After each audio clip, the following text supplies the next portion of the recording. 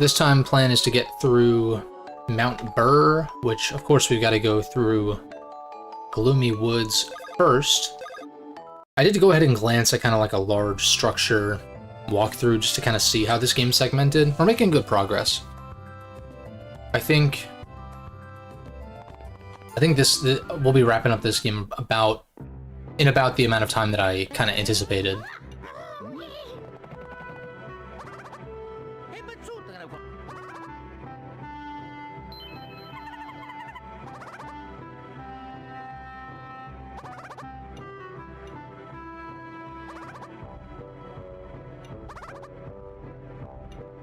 The paper landscape showing up.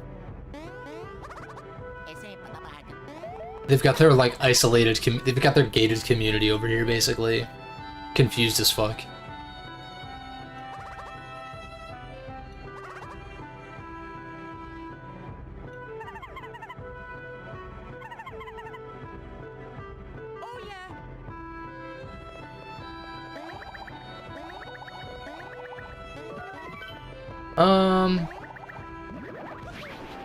I guess I might as well do a little bit of exploration, right?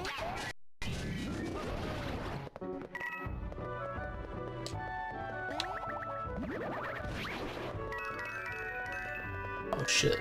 These flowers are dropping 5s now?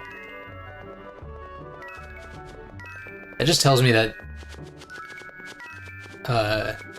gear and cards and stuff are just gonna get more and more expensive. Which makes sense, I would expect as much, but... It's like first instinct would be like, oh, they're dropping 5s instead of just single coins? Must mean we're gonna be able to buy more, but that's not necessarily the case. Fortunately.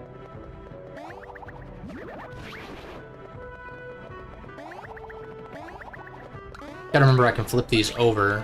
There's probably some that I skipped earlier. Not too concerned about it though.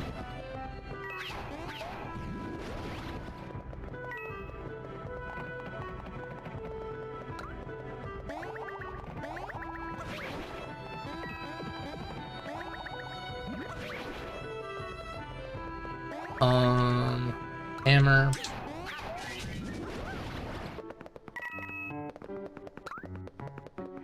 Let's see. Did I go in here already? I think I did. No. I doubt there's anything important, but...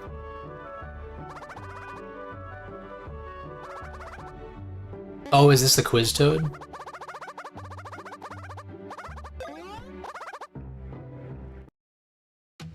Alright, let's do this shit. 3 out of 5. Who doesn't wear a crown? King Boo definitely wears a crown. Bowser, duh. This. Status. What kind of hairstyle? Ponytail, right? 2? No, it's 1. Damn it.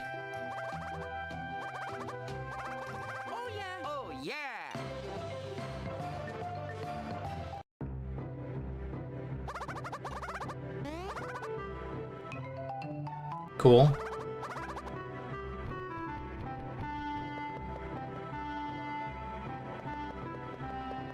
It's like, all right, let's go through the forest area and over to the snowy mountain area.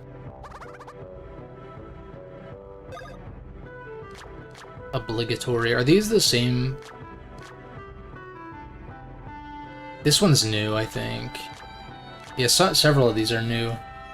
Raise the damage that player characters and enemies deal by 25%. Okay, so both.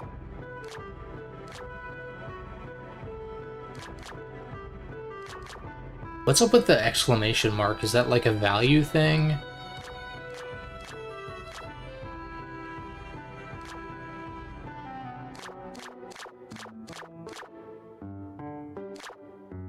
I've seen these. Lowers the Koopalings levels by 5. Interesting, so they have one specifically for the bosses. That seems pretty powerful. But also, like, the cost is pretty high, too.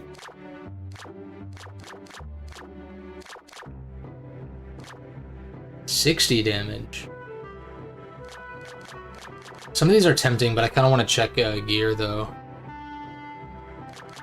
No, I bet they are. Super expensive. If I ever have enough coins to grab them, I will. Defeats Goombas just straight up.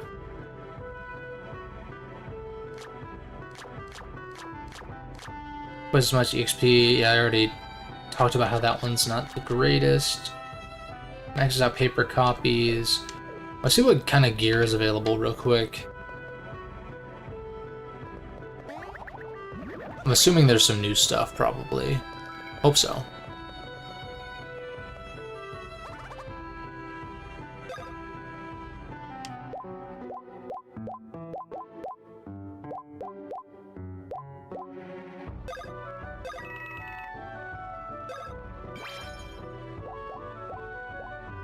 Origami hammer.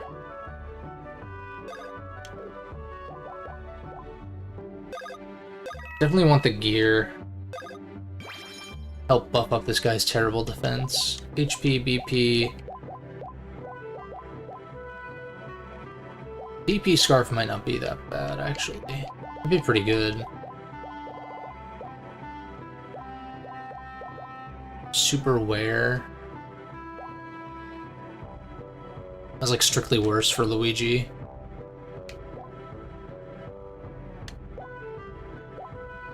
I think I'll hold off on buying the...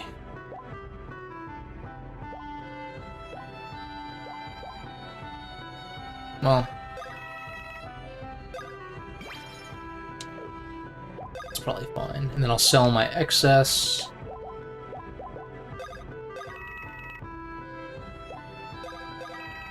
Oh, I had 2 of these, whoops. Paper boots. Thoughts on the game so far? It's alright. I don't really... There's 1 PP whenever you take damage.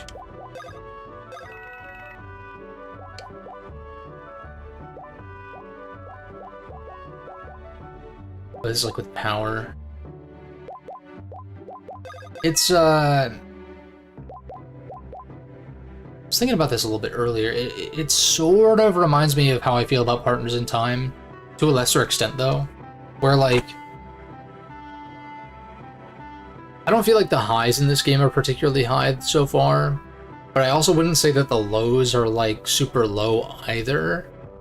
It's, like, a kind of a very consistent experience, but kind of, like, a little more middling than Partners in Time, where I felt like comparing Superstar Saga to Partners, that Superstar Saga had far higher highs than Partners, but it also had some lower lows, whereas Partners was a little bit more consistent.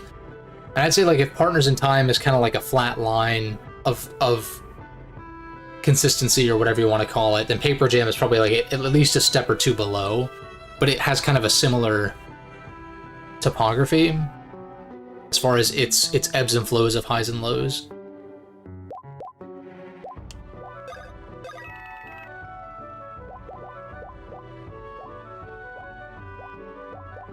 Because there really hasn't been anything thus far that I'm like, oh, I hate this. It's just kind of like... Or dislike this, even. It's like... A lot of the events and stuff that's happened is just like, this is happening, right? Combat's still good. As it is in, like, pretty much all of these games. So it's hard to kind of praise it for that specifically. What's up, Space Cowboy? Super Nut, Super Syrup, by 30. Yeah, I think it largely is considered the worst in the series. And I think it's primarily because it's kind of bland.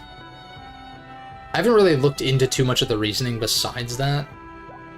But I'll say that, yeah, like, it is definitely kind of bland. And the thing with my Partners in Time comparison is, like, Partners in Time at least has some interesting things going on with the Shroobs and the alien invasion kind of angle, and the tone and all that.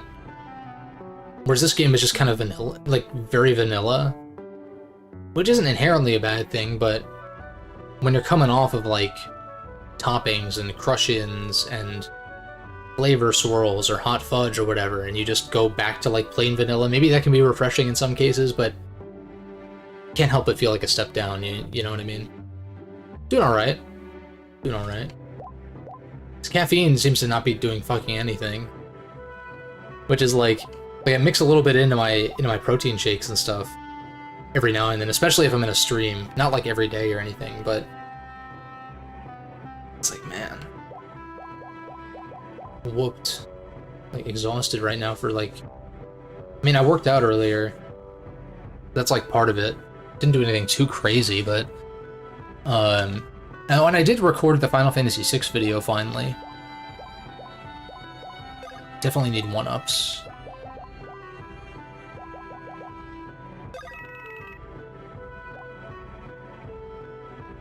Lack of creativity. Paper Mario being there is cool. Yeah, I agree. Yeah, the locales and everything are pretty generic, even by Mushroom Kingdom standards, which you would think the Mushroom Kingdom is kind of generic. And like, yeah, in the new Super Mario Brothers games, it definitely gets to be. It's like Grass World, Desert World, Ice World, Jungle World, or like whatever the fourth one is. Sixth World is like Mountain World, right? Gray Mountain, not like snow-capped. And 7 is like Sky World, 8th is like Lava World. But when it comes to the Mario RPGs, even like Paper Mario side of things, I think they do a good job of distinguishing and not being on the generic side. Even the games that do take place in the Mushroom Kingdom. Elsewise, I kind of want to really stock up on these.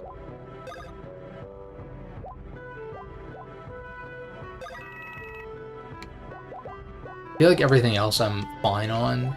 Maybe having some group heals would be good. Maybe I'll grab one of these.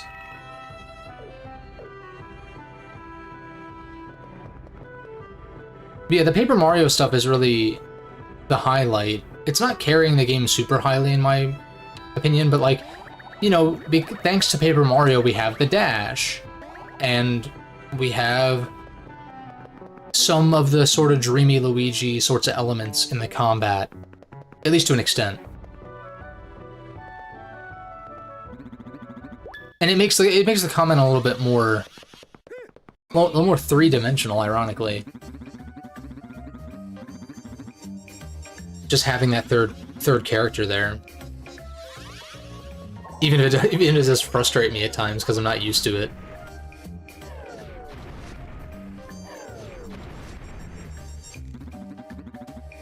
I'm not the cardboard shapes.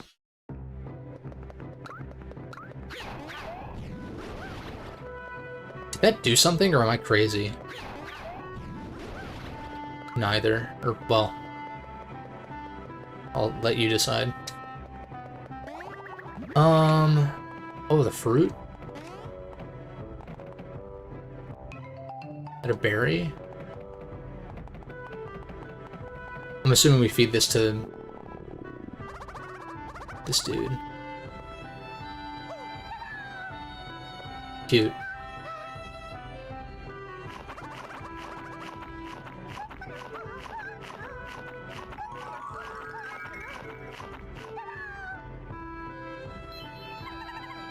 Could have reused aspect. Yeah, they could have taken more, both mechanically and I think like visually, or well, like, environment-wise. It's like what I've mentioned a couple times, where I think this would have been more interesting if this version of Mario and Luigi and Starlo or whoever got sucked into the Paper Mario world instead of the way that it actually is. I feel like that would have been more interesting. Because I find these environments a lot more pleasant and interesting to look at when there are those cardboard pieces of environment thrown in. Than kind of just being another Mario and Luigi styled game. But with like kind of generic locations.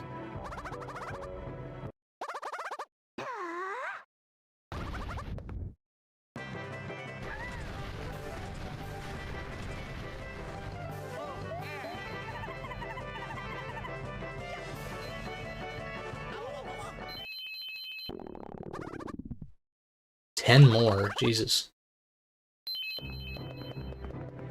If you could do that on 1, what does that mean if I get him 10? What's up, Antonio? I have not played this game before. I have not. This is my first time playing Paper Jam. Though I am fresh off of playing the other 4, some of which I had experience with prior. Actually, pretty much all of them I did.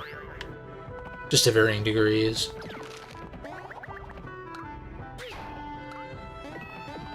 Color Splash, never finished it. Stuck at the stake and never beat it. Yeah, I haven't really played any of the later Paper Marios.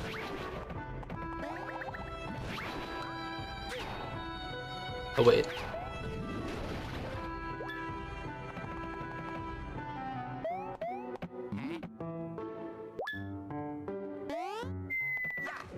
Nice.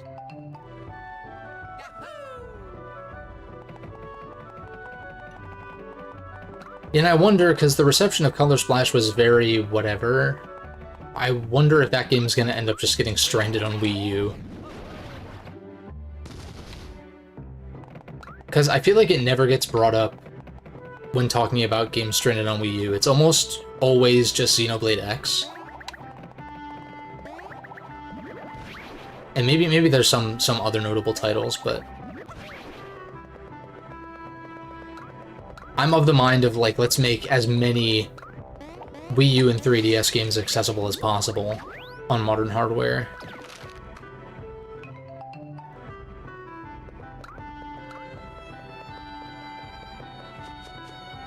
I don't want to do this. So the Wiggler is blocking... Yeah, he's blocking over here. The music still is pretty good, though.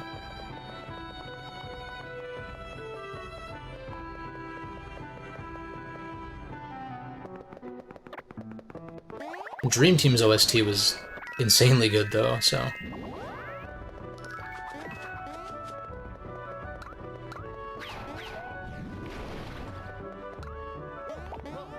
Grab this. What's up, Eric? Oh, interesting, there's dig spots in the wall? Seems kind of cool. Gets... I mean, this is straight out of Bowser's Inside Story with the spike ball. But of course we don't get to play as Bowser, so... There'll be some equivalent thing. Let's go. God, it's so easy to get jump ambushes because of the flutter jump.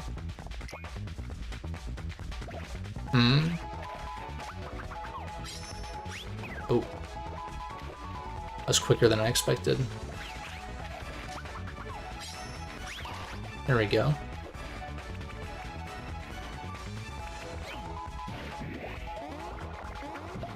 Oh, so the ones that... Okay, the one that doesn't fold is the one that attacks.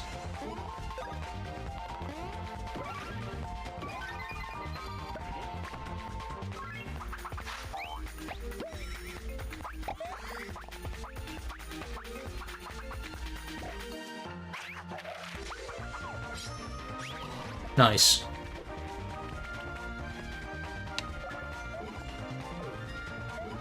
I guess I should copy up, right? He seems to not take damage from the jump.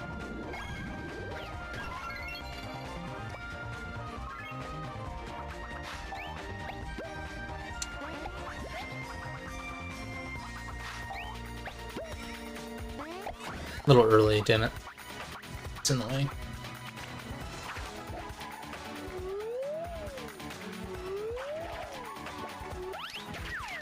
Oof. I was ready too. I just didn't release the button.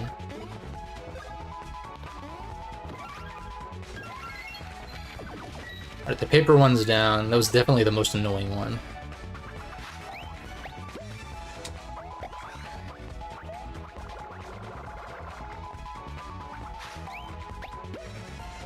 Oh shit, way too early. That was terrible. I'm gonna go back to, well... Alright, I guess I need to use one of these. That's really annoying. Let me get my head in the game. I'm like not like super focused right now, for whatever reason. Oh, that's right, I already used jump.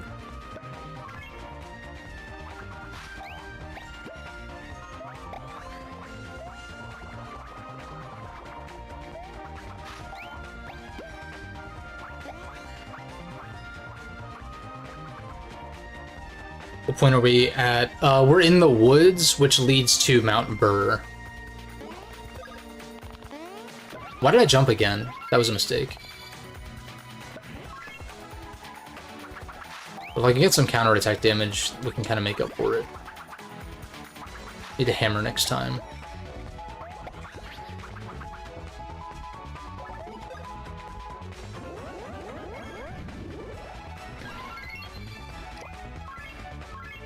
Now jump.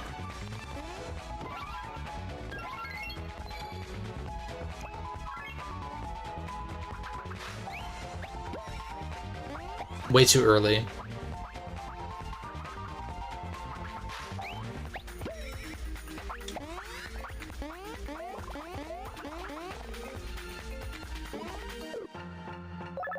I think I jumped most recently.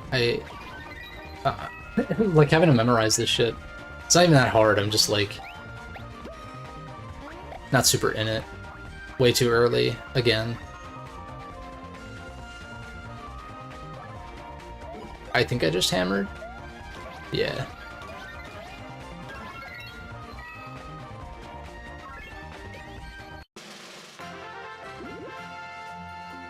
No, no, I have not been to Bowser's Castle. That's it's after this. I looked at a walkthrough. You go through here. You do Mount Brrr. You go to Bowser's Castle, and then you backtrack to some areas, and then you go to Neo Bowser's Castle or whatever it's called.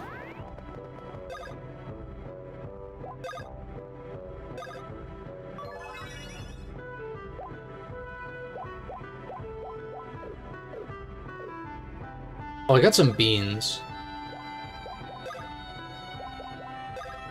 Speed beans. I never know what to do with this. I still don't understand what the speed stat does. Like, if you can get doubled by the enemy or not. Like, does it influence? I know it influences turn order. But I'm like, is this like a Final Fantasy X turn order scenario? Or is it more of like just a binary, everyone takes a single turn every round?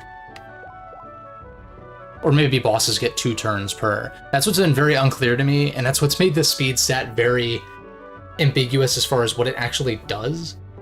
Because, like, I don't really... You can get doubled if low enough speed. Okay, then that makes sense. That makes sense then. And why you would want to keep everyone's speed relatively high.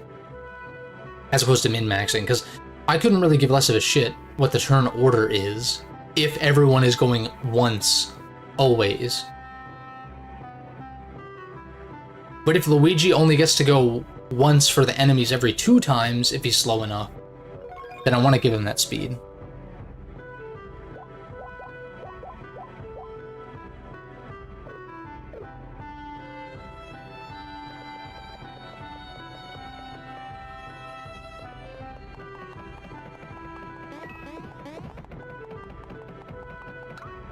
Oh.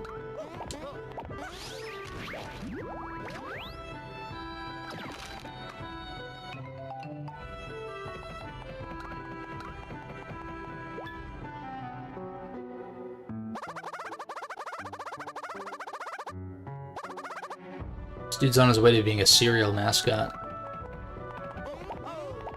Hey, eyes off my berry. Koopa berries, now in a grocery store near you.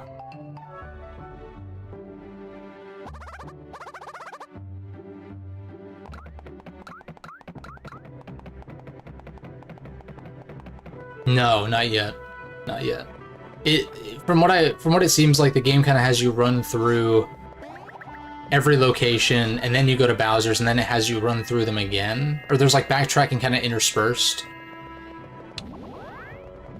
Maybe you backtrack a little bit before Bowser's first, and then you backtrack again after, as well, to like different areas. Oh, there's a berry up there, I see. Which is kind of unfortunate. It's like... I get that it requires much less development time to make, 5 locales instead of 10, and then have you double back to each of those 5 locales again to kind of sort of make it feel like there's 10, but I don't know. And that's partially because they do the whole, like, kind of open-ish world kind of thing, as opposed to a more linear, structured experience, which I think is partially why Partners in Time was able to have so many unique locales.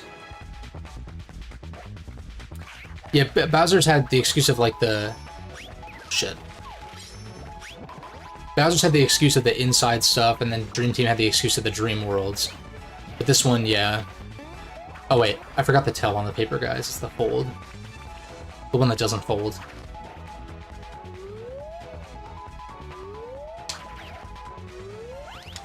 Way too early. I did catch it, but timing was bad.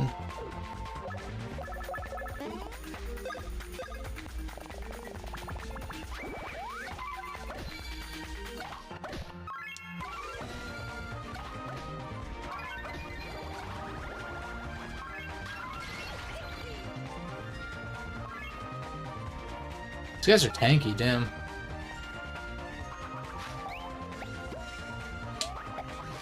Damn it. Could've sworn that was gonna land.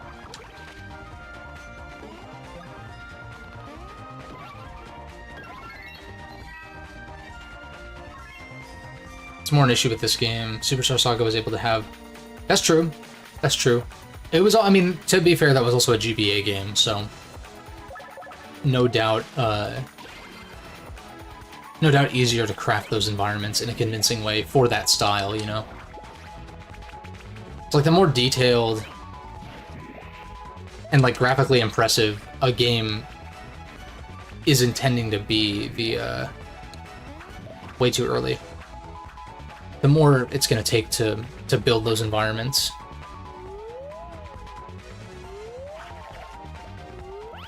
Oh shit. That's why a lot of older RPGs are able to be as grand as they are. Whereas if you try to build something as globetrotting in a modern context, like with like truly at the cutting edge modern technology and presentation, it takes a lot more to do that. In addition to just general game development being costing a lot more and taking a lot longer than it used to. Even accounting for, like, technology inflation, if you want to call it that, right?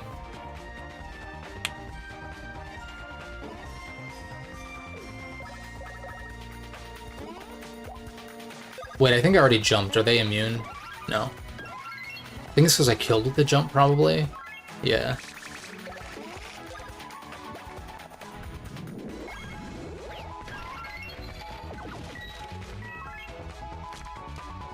I feel like I might as well use these, like the coin and EXP buffs.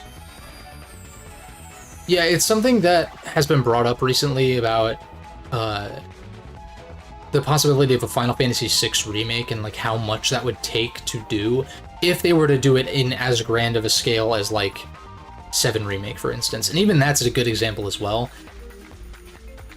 Though to be fair, 7 Remake probably didn't need to be 3 games. Looking back on it, probably. I haven't played Rebirth yet, but the thing is like these games are much more quaint in their original forms because of the hardware they were released for originally, and yeah, translating that to modern tech, and also like fleshing out characters and story more than they were either capable of doing or were able to make time for back in the day is another factor as well, right?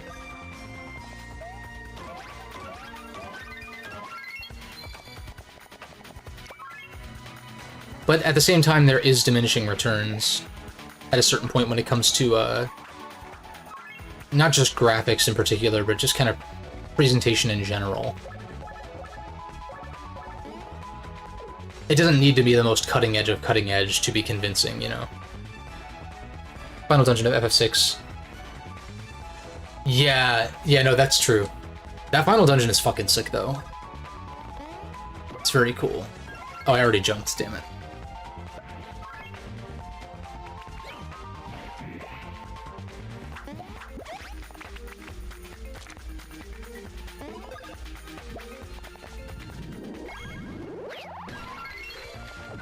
And I talked about this a little bit when I recorded for the FF6 video earlier today. So I'll probably keep like some segment of that in that video, but the more I think about it, the more I think that they could do a lot with like an HD 2D style of remake. You know, you add the voice acting, you could probably add some additional characterization and story bits if you really wanted to, and adjust how that works.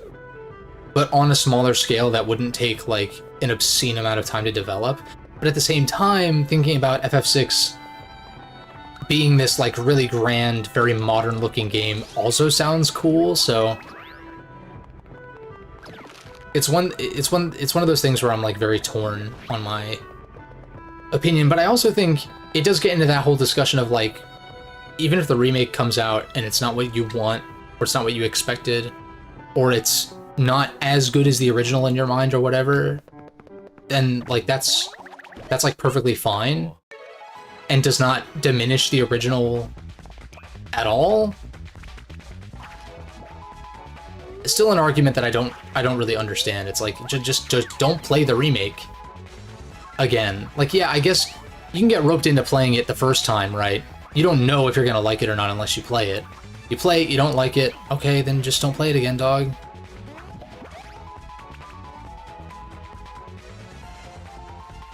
Any concern? I'd prefer to avoid the topic of that, probably. I've played part 1 of the remake, but I don't want to invite further discussion. Like, I know some things that happen in Rebirth, but I'm really just waiting to play it myself. And that game's so massive that it's like, even if some spoilers slip through the cracks, it's not the biggest deal, but yeah, I'd rather just avoid it. And plus, there might be people in chat who haven't played it either.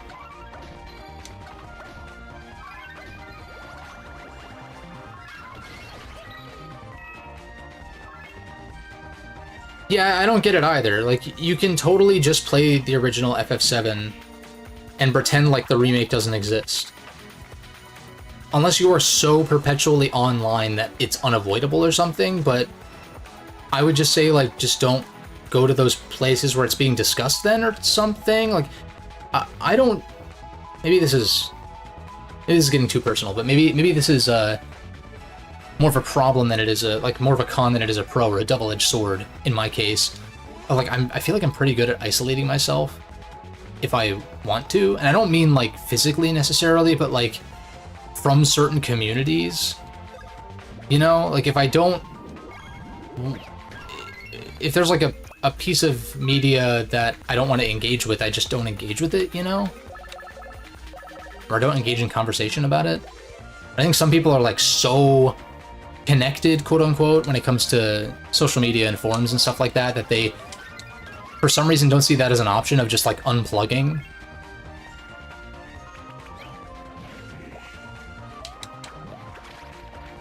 And only engaging when they want to engage with what they want to engage with. And I get some of it's unavoidable if you want to be online, period, but there's a lot you can do to circumvent much of that. I keep forgetting what my last attack was.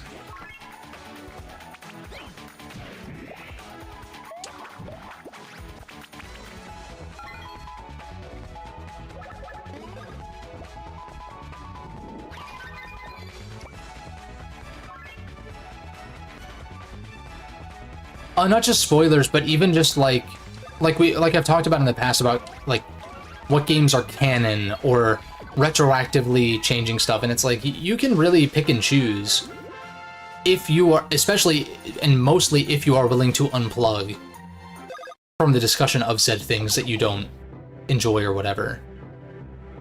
And it's another thing where like you can acknowledge those are canon, but like also take that piece of media like as a standalone thing, you know? Like, the live-action Last Airbender doesn't ruin the animated version. And I'm saying this as someone who hasn't seen the live-action one, but it doesn't ruin the animated one. In fact, in that case, I think it actually makes the animated one look even better. But like, I guess a better example would be, in that case, like Legend of Korra. If you don't like Legend of Korra, then you can just kind of pretend it doesn't exist and just watch The Last Airbender as its own standalone thing. I don't feel like it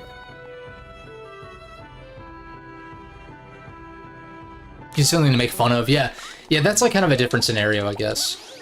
And it's weird that that isn't, I don't know. It's like I'll give suggestions and recommendations as far as games that I really love, or games that I think other people really love. But if they don't feel the same way about it, especially when it comes to like which version of said thing, then that's fine. That's perfectly fine.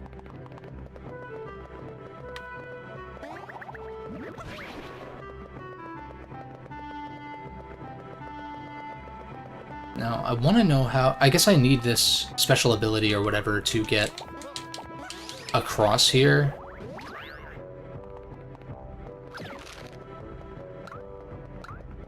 But I'm missing one berry.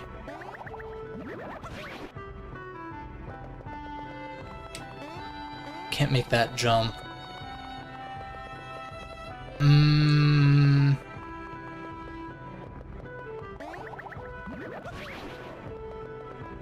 I feel like I'm missing something on that screen above me. Just decide what is and isn't for yourself, but don't force headcanons onto others as... You know, yeah, for sure. You can keep your own headcanon, but then, like, if you're going to interact with the discussion, you have to understand that people are probably going to factor in the canon things that you may or may not be ignoring. Oh, there it is.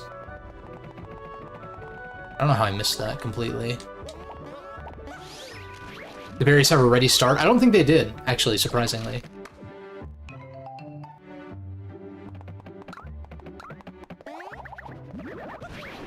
That might actually bother me more so than... like, the fact that it's inconsistent.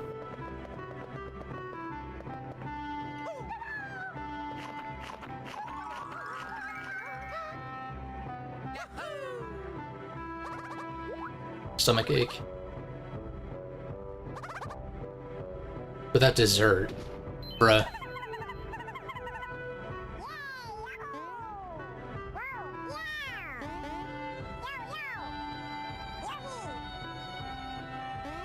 Oh shit, we're gonna mug this Yoshi for his melon.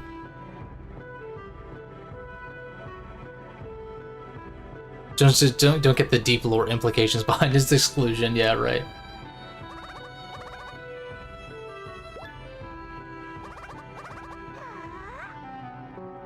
Ready Start is a metaphor for our agency in life and the presence of free will.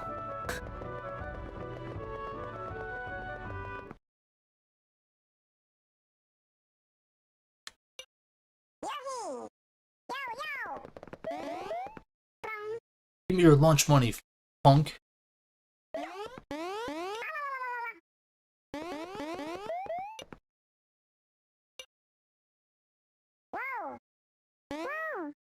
Let's race.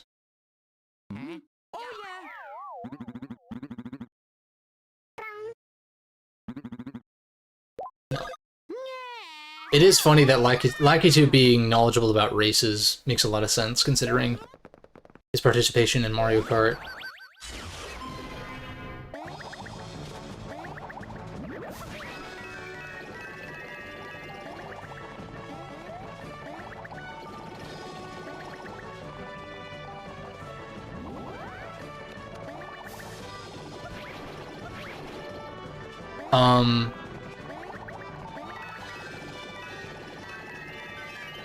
I see. Okay, that makes more sense.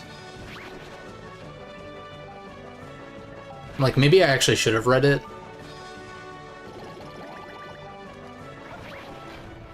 You fucking asshole.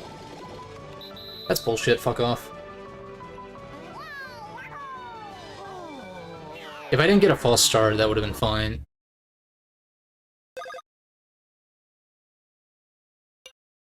I thought I held it for long enough.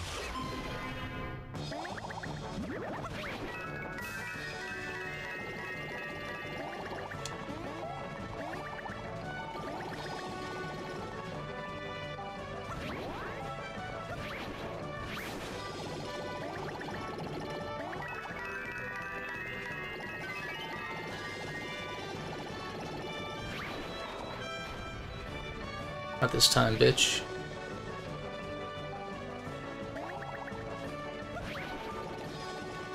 Just over. Get murked, kid. Nice. Bad things happen in the woods, Yoshi, yeah. You shouldn't have strolled into our territory. I'm snapping at him, you know. Little switchblades or whatever. Leather jackets.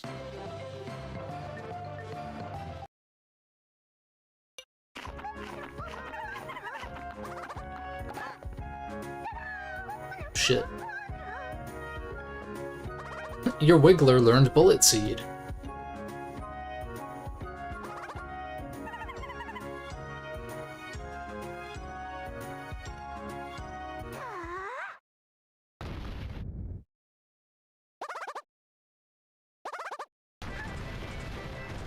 It's nice having the angry Wiggler actually be on our side, for once.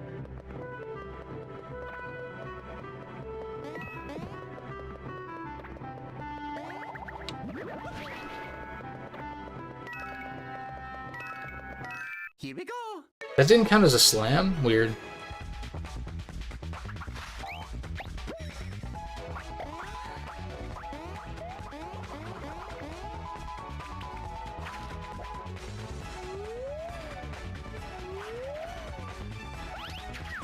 Fucking goddammit.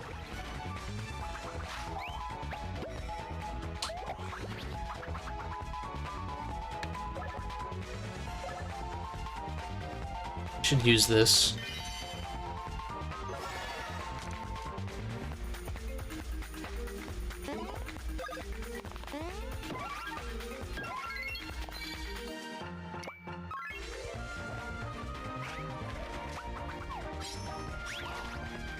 Nice.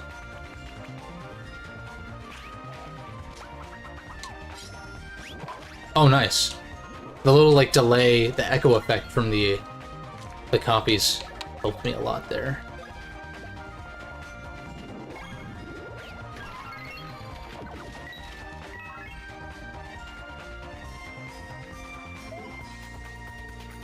So, because I killed him with the hammer, he didn't proc that, so I think they're probably still immune to jumping.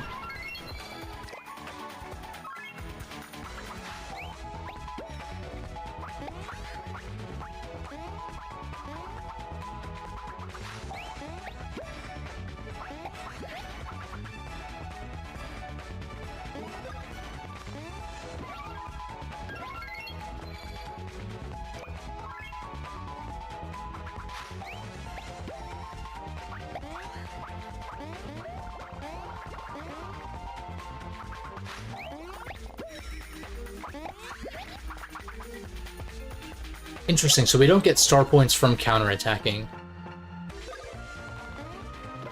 Whoops. But I do get points from not even doing damage, which is interesting. Yeah, I like these. I like the ninjas, they're fun. Honestly, Mario Bros. 2 had a lot of great designs that were introduced for enemies. Got the Sniffets, the Shy Guys, the Ninjas. I'm sure there's others as well.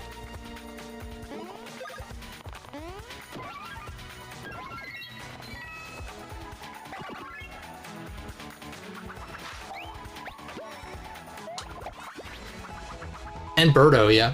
That's a good one. Jumps should still work, yeah.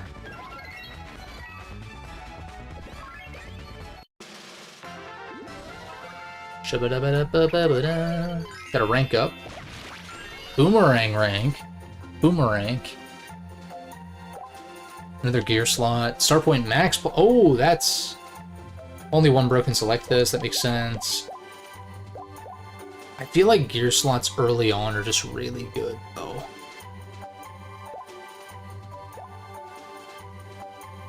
Then again, I don't even know how much gear I realistically have.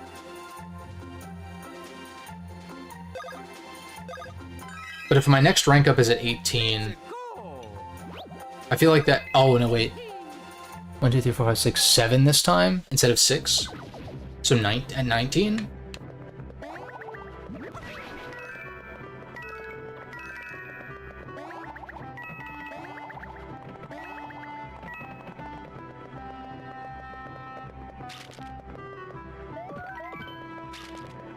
Silver statue. If I remember correctly, those are for selling.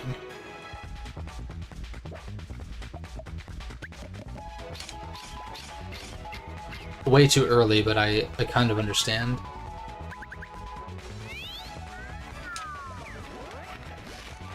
Okay, timing on that's a little tricky. Oh, I should have grabbed I should have used the star thing.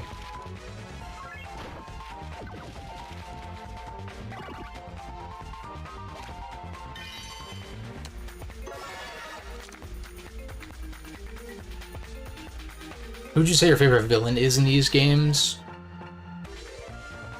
I feel like it's gotta be Fawful, right? I feel like it's gotta be Fawful, and I think Cackletta is... I mean, Cackletta is probably a close second for me. Take the EXP boost.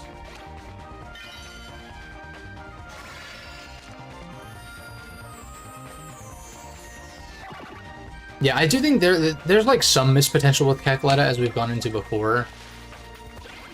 But compared to the other villains in the series, it's like, oh, I see how this works. He's crumpled, so he's not a problem. Can I jump on him while he's crumpled? No. Okay. I just wanted to check. I just wanted to see if his pose held true. He's still committed to the bit. But yeah, I feel like... I mean, Fawful, it's almost kind of unfair because Fawful gets 2 games. And I guess Bowser technically... Bowser gets 4 games, 5 games, whatever. Yeah, but not really, though. It's like barely around in most of them. But,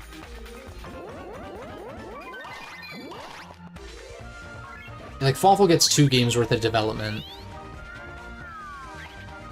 Tried. Luigi.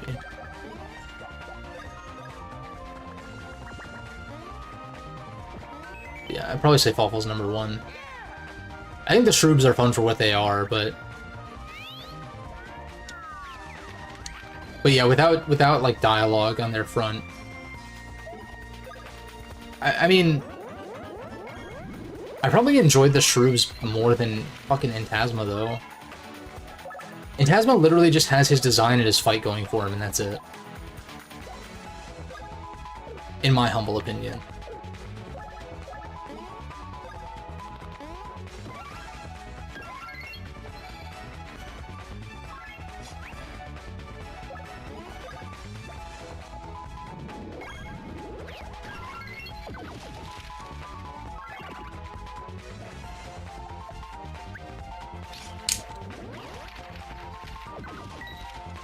Nice.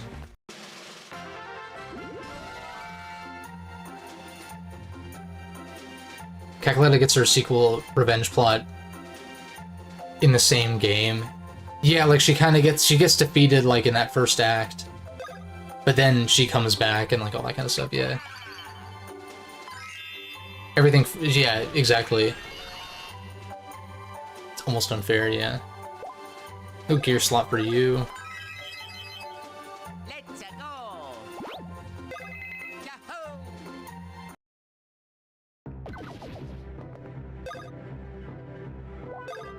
I really like the Paper Mario elements of this game, though. Like, the enemies are really fun to fight here.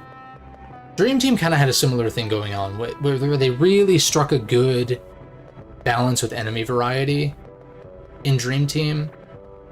They've gone into... Bowser's had good variety, too, sort of. It was just sort of split between Bowser and the Bros, so it doesn't feel as substantial, maybe. Yeah, the card system's kind of cool too. I kind of like it. I think I might actually like it more than the badge system.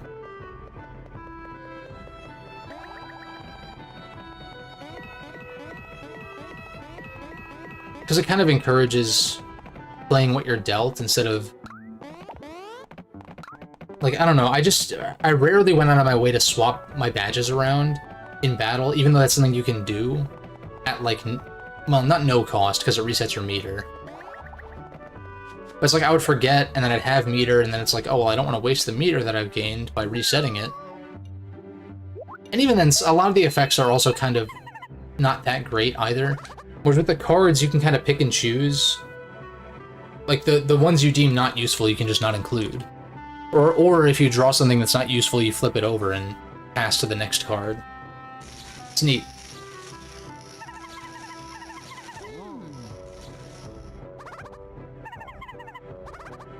Like, what if we had a Partners in Time remake that implemented a lot of these gameplay updates, as opposed to the more Bowser's Inside Story or Dream Team updates?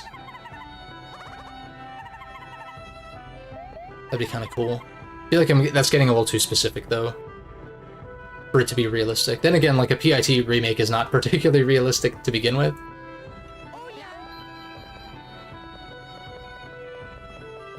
But, you know. I'm surprised that worked. Oh, God. This might be, like, the only segment... This is the only activity in this game that I actually don't like. I'm not, like, a huge fan of the papercraft fights, but, like, I wouldn't say I dislike them either. They're just kind of there. At least so far. Like, they're fine. Still hoping Mario and Luigi's in the next Direct.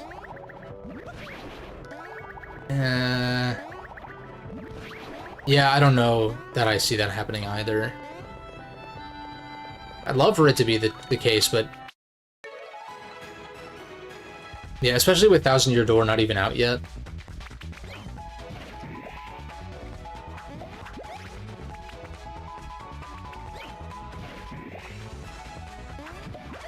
I feel like they don't want to take away.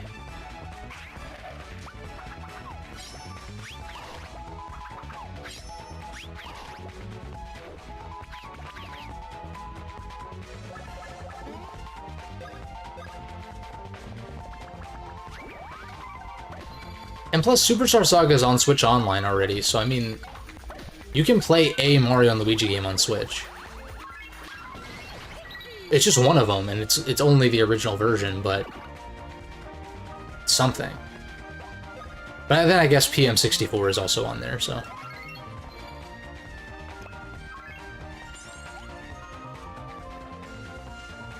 Yeah, without Alpha Dream, it wouldn't quite be the same. That's also a good point. I don't know where the members of Alpha Dream ended up, if they went back to Square, or if they kinda... I mean, shit, who knows? Some of them could have left the industry altogether. Just, like, gone in completely different directions, but...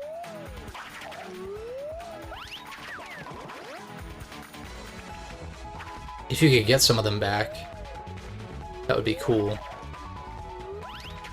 Shit. They scattered, going back to Square and Nintendo. I wouldn't be surprised... I mean, I'm sure there's maybe some bad blood there for shutting down the studio, though understandable, I suppose. But, because Alpha Dream just wasn't really doing that great financially, I guess. And were they directly owned by Nintendo, or was it more of a second-party relationship? I'm not even sure.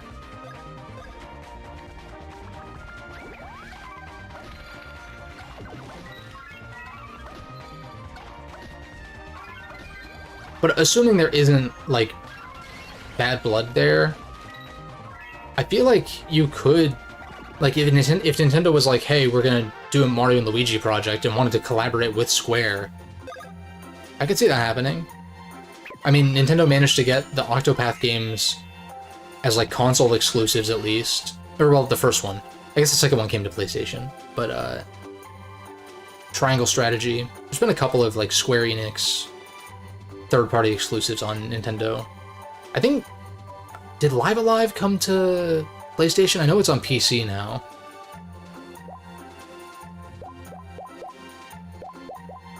Did I go for star points with you?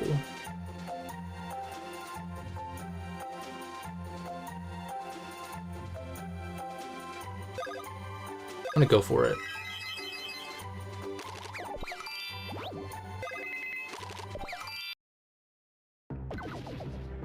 Second party, Nintendo got them to make a game called Tomato Adventure. Huh. It's interesting.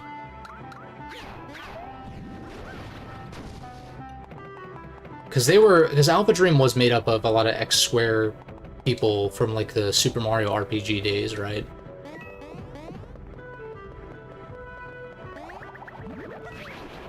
I knew that would work. Sort of.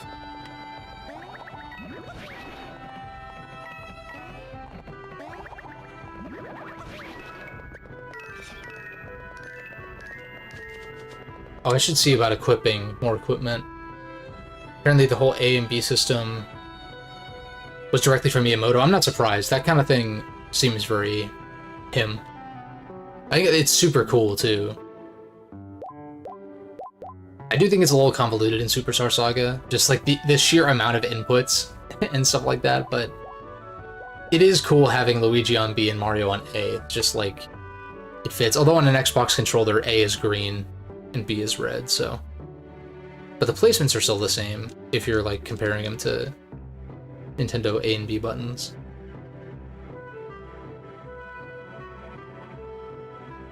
Maybe it's supposed to be a pun on Final Fantasy. Interesting. Oh, like Alpha being first, and then Dream being kind of like a fantasy. That's kind of cute. I like that. What are my equipment options? I can't even... Oh, I can't use another chest. So I guess there are gloves or some other type of equipment out there. Maybe I grabbed this too early.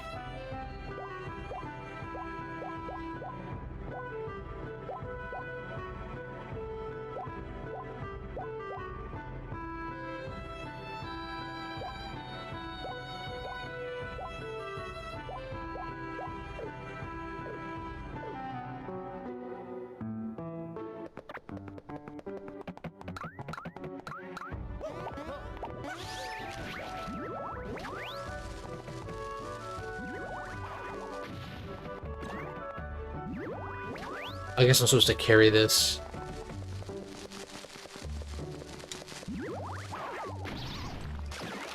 Rip Bozo.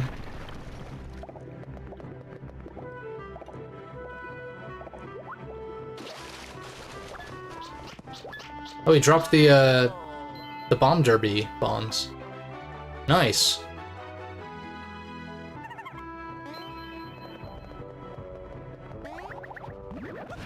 What's the purpose of this bomb over here, though? Oh, I guess I'm supposed to throw it up here, maybe?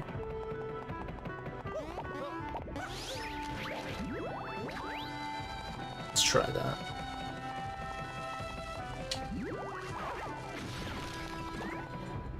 Nice.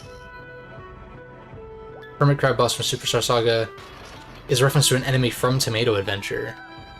Was Tomato Adventure, was that like the GBA title? I've never heard of that game.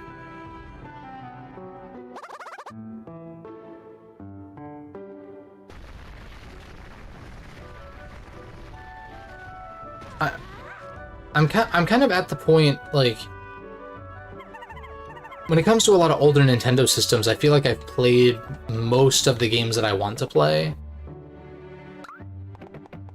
But I'm always looking, not always, but like I've been kind of thinking, maybe I should branch out a little bit on some of the older systems. Because I don't really feel like I have a ton new to experience on, like, GBA. There's definitely some Super Nintendo stuff that I haven't played, but... kind of getting into the territory of, like, games that I wouldn't normally go out of my way to play. Which is fine.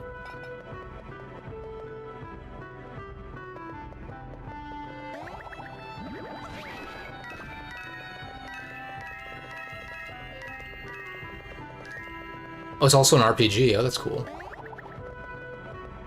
Oh, people are currently making a fan translation? That's sick.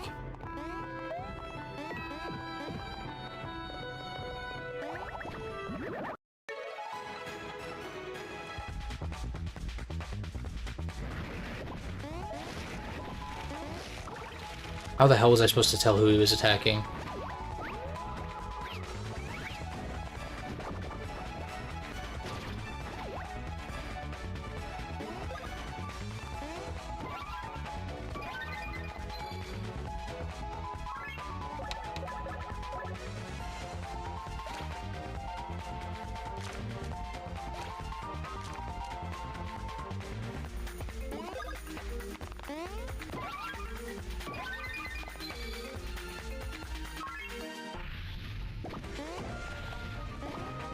Oof.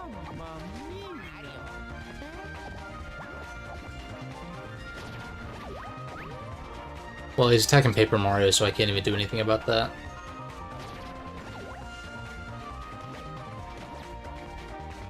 Well, I've got the double one-ups for a reason, right? I watched an interesting video just before I started streaming that Nerl put out, who's, you know, he's the Majora's Mask guy, right? Because he did that fairly popular video about why he doesn't like the 3DS version of MM. But there's this, so there's been some decompilation projects for N64 games, and like Super Mario 64 is done. Like there's an executable, like an unofficial PC port of SM64 on PC.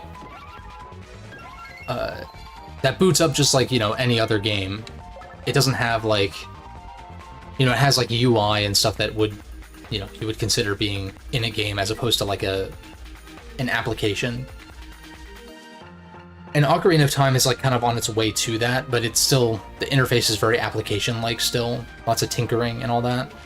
But apparently, there's now like a recompilation tool. A little late. There's a recompilation tool which does much of the same thing, like... God damn it. Taking like the source code or something of a ROM and like extrapolating that into an actual executable with like HD textures and higher frame rates and like all that good stuff that comes from a decomp, but with much less work involved. And apparently there's already a recompilation of Majora's Mask, which the decompilation is kind of like in progress, right? The decompilation's in progress, but the recompilation is like done, thanks in part apparently to the decomp, to be fair. But Nero was saying like eventually the goal is to have Ocarina and Majora in a single executable. And I've talked about that in the past of like waiting for that to happen with the decomp. But if the recompilation project ends up getting there first, man, that's gonna be super sick, because that's all I want, is like to be able to play the N64 Zelda duology in like a single package. HD, high frame rate, quality of life updates and all that. That sounds awesome.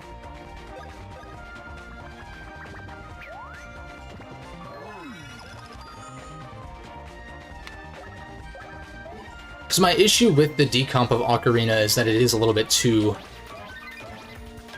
It's almost like a little bit too flexible. There's too many options to where you could spend, like, so much time just kind of tinkering with how you want the game to be instead of actually playing the game.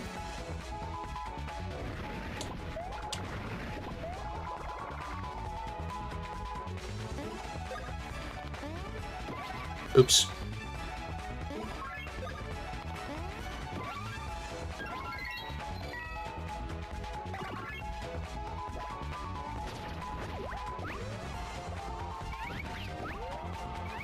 Oh my god, I'm always late on those.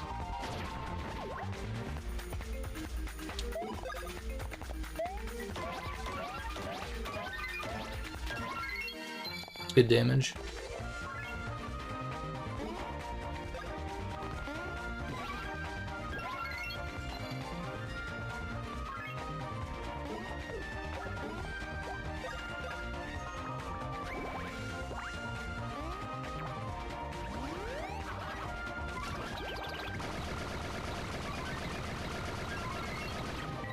Nice. Yeah, it does sound pretty cool. Because I thought I was going to be waiting, like, a long-ass time for that single executable of both games, but it sounds like it's going to be a lot less time than I initially anticipated, which is super sick. I guess I could have doubled back to a heal block, so that was maybe a little wasteful. Whatever.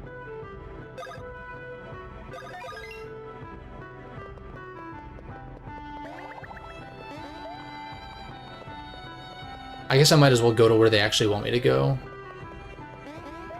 Because I'll probably have to explore to progress.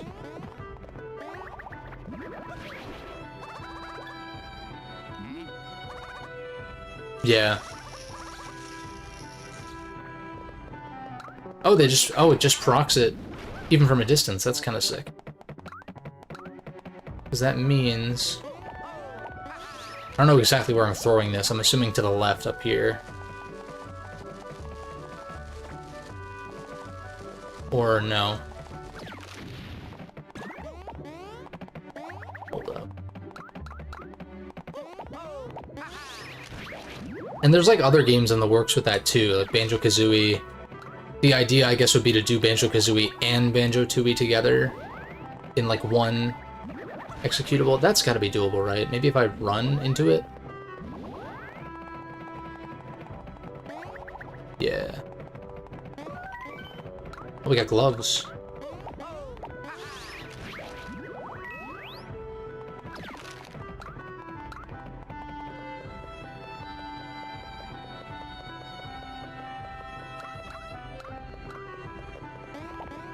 Nervous about this piranha plant ambushing me.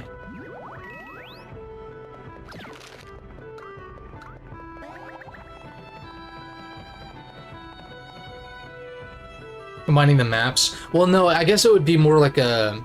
I guess it'd be more like a launcher. Like that one executable would be kind of like a 3D All-Stars kind of scenario, right? Like you pick which game you would boot up. How does this work? Oh, I guess I'm supposed to go this way. Oh shit, I'm bad.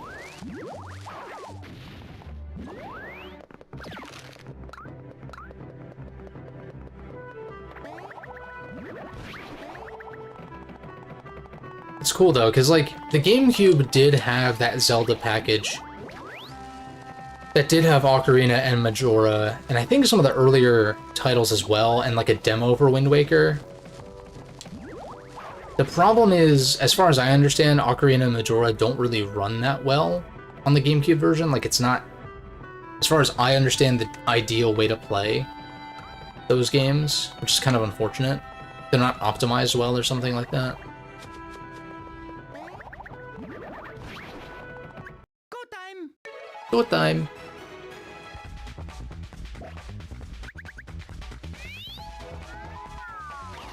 Nice.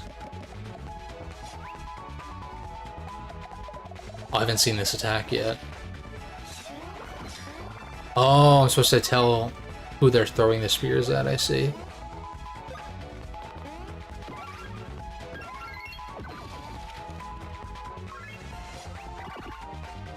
Seems like it's gonna take forever for me to build my star points back up. So I should probably be flipping over more cards to draw the one that increases my... What's it called? Well, this could also be used to, like, basically nuke this entire encounter. I'd rather save that for boss fights or something, though.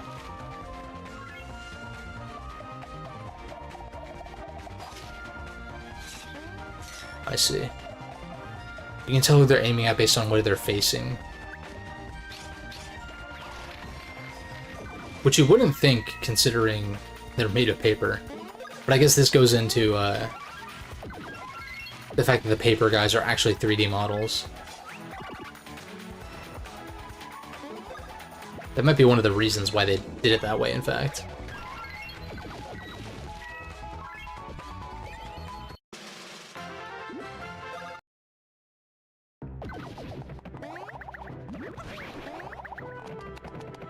What's the purpose of this? Oh, that's where we need to throw the bomb. Oh, yeah, I see. So...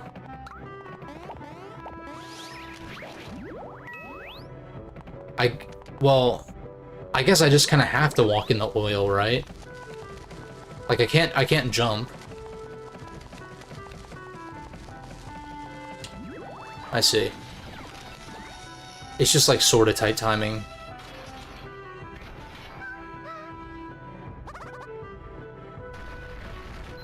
There's that area to the left. I don't know. Number is straight ahead. Oh, yeah, that's the area I couldn't get to before. Let's go check that out real quick.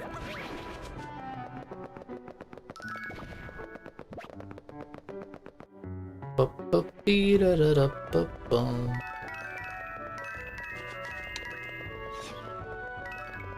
missed one. See what's in here, just coins.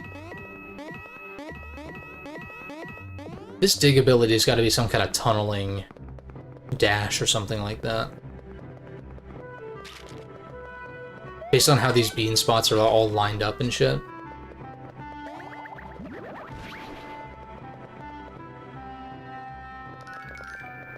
Like maybe we ground pound in underground or something.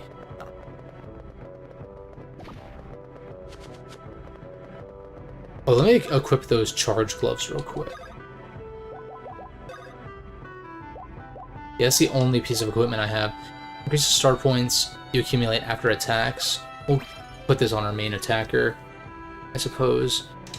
Maybe putting it on Luigi would be better because he has more bulk. And therefore, well, maybe he gets more attacks off. Maybe he's actually reviving the frailer guys, but probably doesn't matter too much. But considering Mario gets that power boost when he kills an enemy with his boots.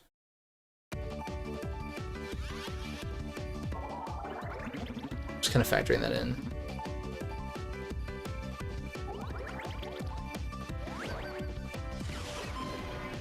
What are we doing?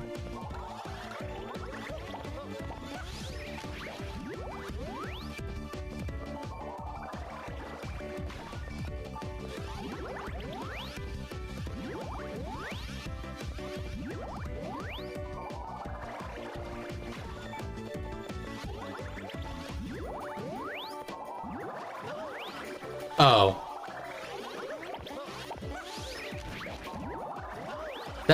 I'm not trying to auto-do it, you fucking idiot.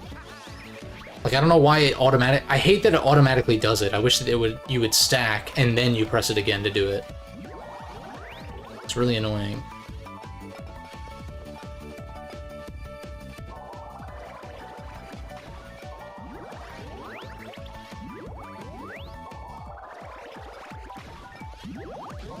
You bitch.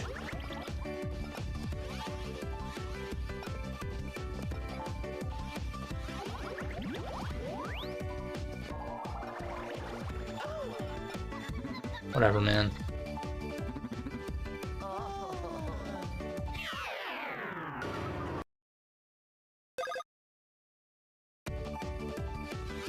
Oh, I have to grab a bomb then. Oh. Well, he looks within reach. They really should have...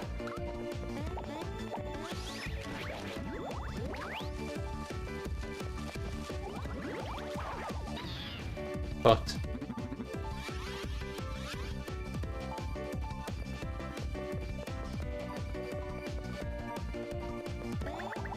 Oh, I see.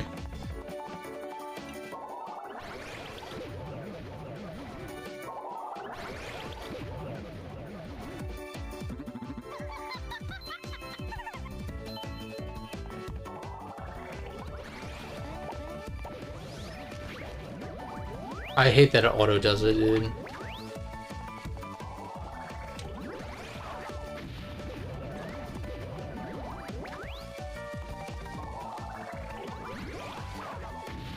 I guess I have to wait a little bit longer for the force field to come down.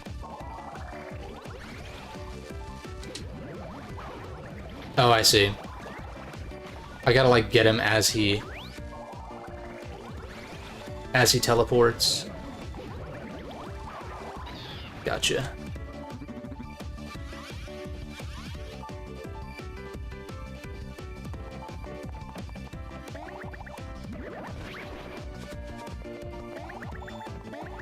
It's kind of catchy. Wrong way.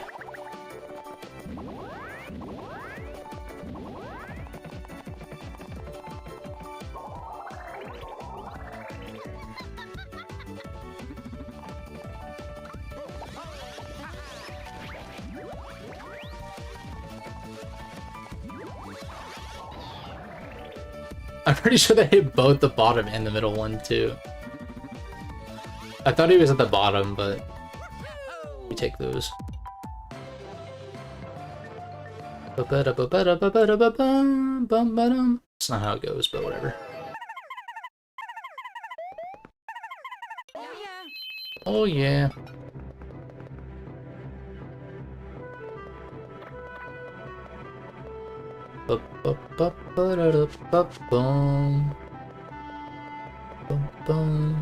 Not gonna fuck with that, because I need to break my record to get any coins out of it.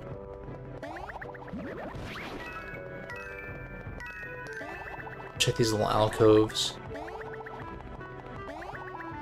Wait, is there nothing up there, really? Really? Maybe this is used for, like, toad hunting or something? I smell a boss fight.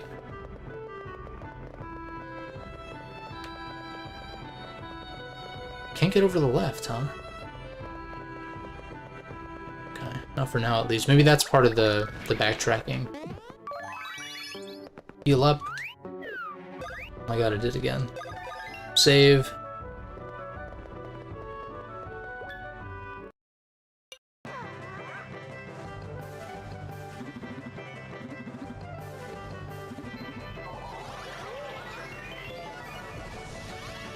He's gonna get manipulated to fight us.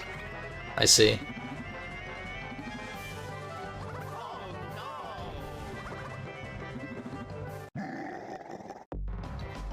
I mean, Wigglers are cool enemies. So I get Alpha Dream's insistence on using them for that, but I could not tell who they were aiming at.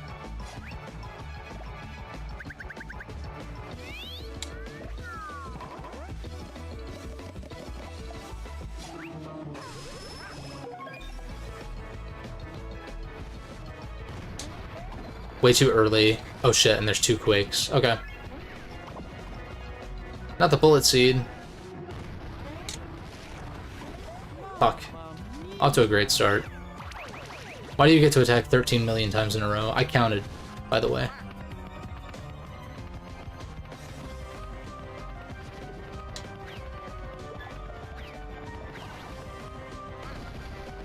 Oof. Yeah, I'm gonna just die on purpose. Try this again.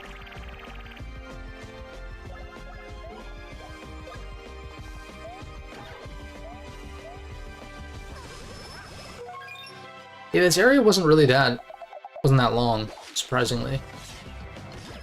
I'll take that though. If Mount Brrr is about equivalent, then maybe this won't be a terribly long stream either. Or now that I know what to expect attack-wise.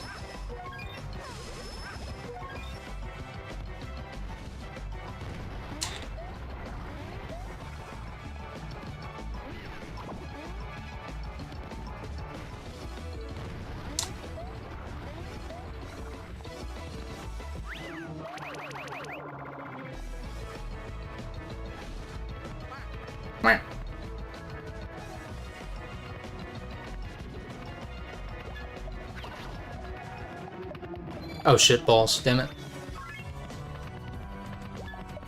Okay, so like he'll come around to my row. Yeah, I see. Oh, you're an asshole.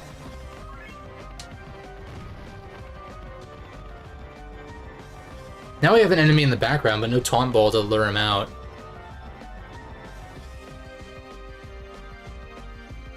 Real meat of these areas in the second half, that makes sense. So this is not one of those where I need to, like, change his color or anything. I can just... I guess this functions the same as, It's probably better for multi-target. We'll go for it, though, because it's new.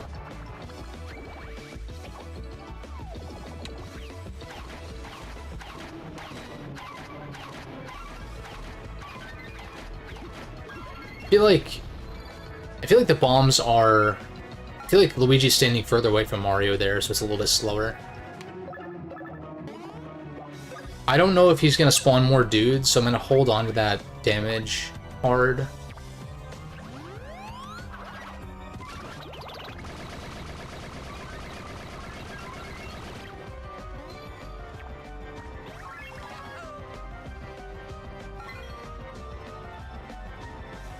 Yeah, we'll see. I kind of sort of have an idea of how I'm gonna split up the rest of the game based on what I saw in the walkthrough.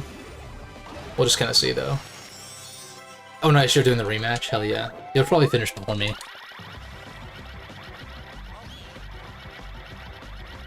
As is tradition with these fights.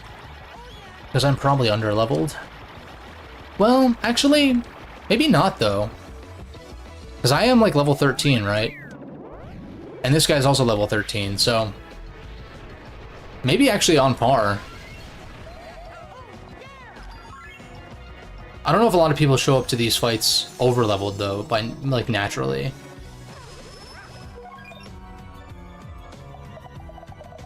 You're aiming at... I jumped way too fucking early. You can kind of jump with everyone at once, though. To sort of cheese that one.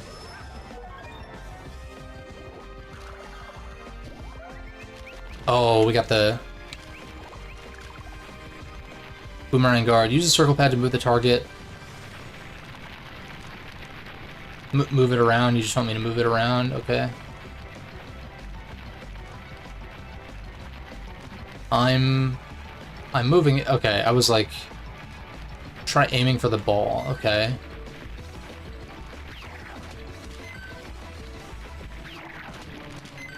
I'm guessing it's gonna move. Oh, I see. Shit.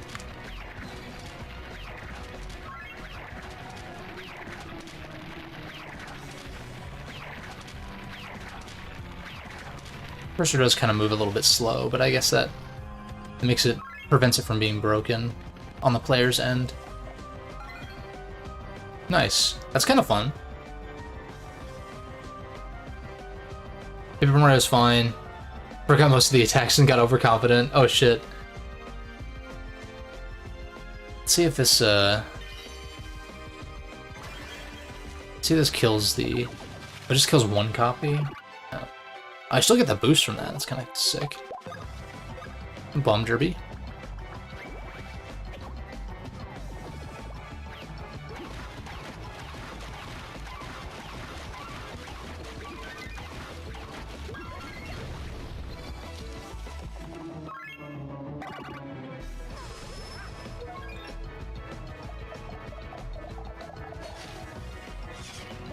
Why are they always targeting Luigi, dude? I guess he's lowest health, so maybe that's a factor. Oh, I totally misread that completely. Shit.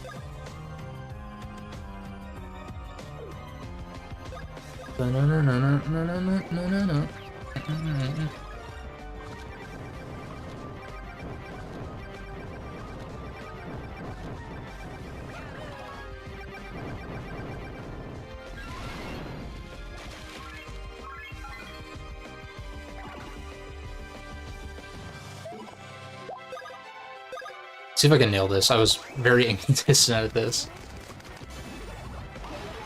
I was very inconsistent with this the past couple of times.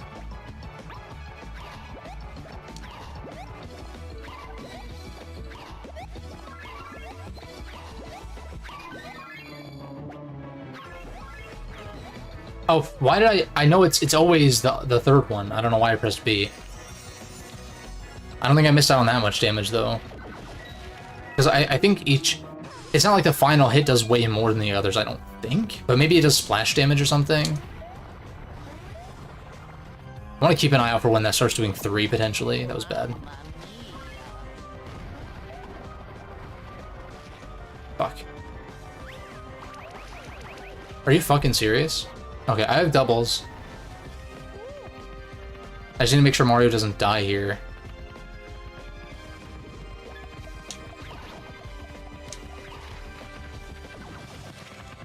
I keep in mind Kamek swoops in at the end, too. Fuck. God damn it. Fuck off. That's bullshit. I'm terrible. I'm actually shit. What the fuck? That was so bad.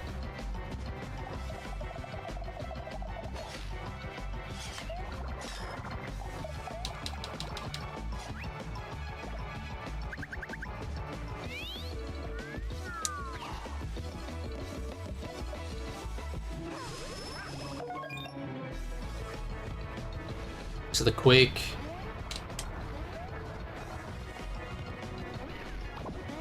So now I'm doing the double thumb thing, but this time with one thumb on A and B and the other on X in this case.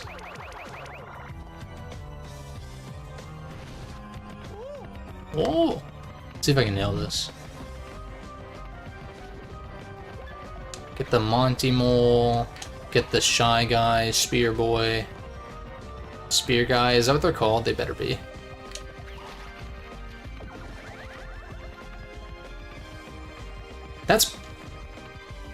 That's fucking bullshit. I'm so shit, dude.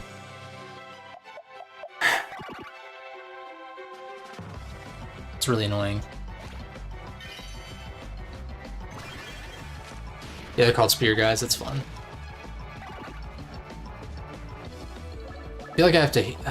no, I should bomb Derby. I got so caught up in trying to hit Kamek. I would have taken so much less damage if I, had just taken the hit from Kamek as he flew by. Got complacent. Bit me in the ass. I think this turn I heal Mario, though.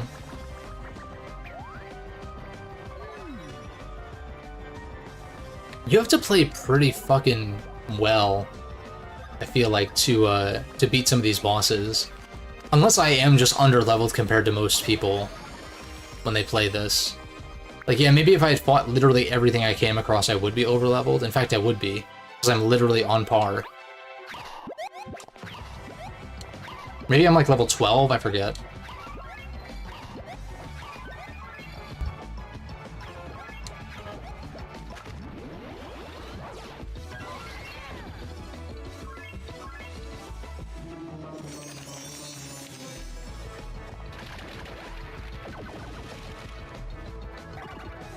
Oh, Mario still gets the boot. Wow.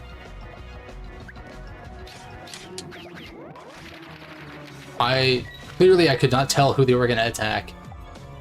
But I didn't get punished because that was way too early. Because of the echo effect on the hammers, which is pretty fun. Are they going to give me the tutorial again? I guess not. Oh, sick.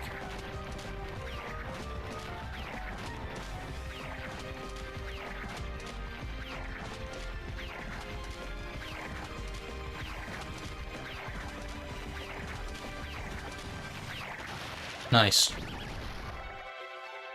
I wonder if I can hit Kamek with the boomerang. Probably, right? It's like a kind of a high-risk, high-reward kind of dealio. Who the fuck says dealio? What's wrong with me?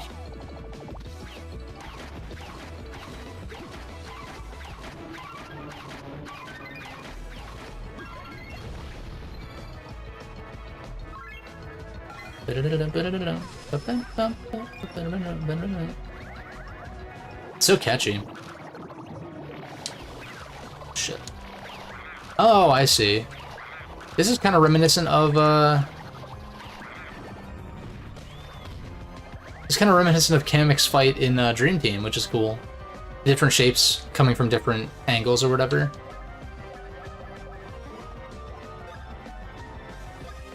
Let's go for the drill. Boss destroyed you the first time you played it. Yeah, I did lose, I think, twice already. It's because the damage output is insane. Like, if you get caught by one of those chase attacks, you're in trouble.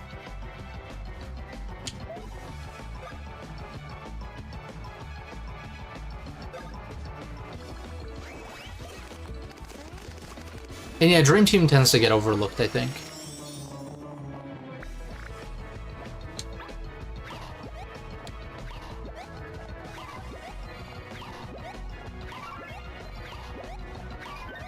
I see the problem with this one, is that when it hits the other parts, it does 0. So I was better off using the kite then. Why did I choose the racket? Oh, to hit the Shy Guys, duh, that's why.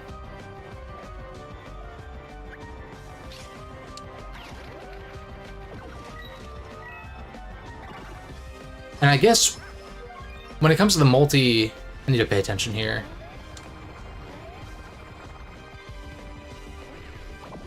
When it comes to the racket, it's like whoever Mario kills counts towards his little kill spree bonus or whatever.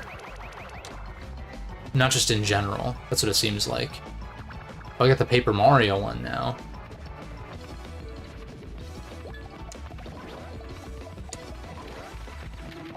This attack is very devious. It also looks like my lead can only be so far. Oh, I got him. Oh, that's super sick.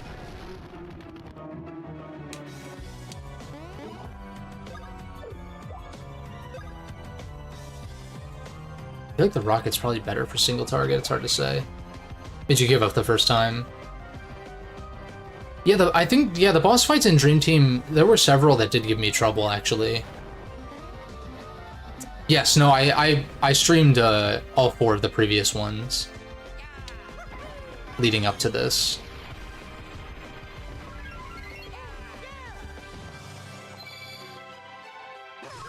Yeah, there were quite a few boss fights in Dream Team that gave me trouble. Oh shit, wait, the shapes change? Okay.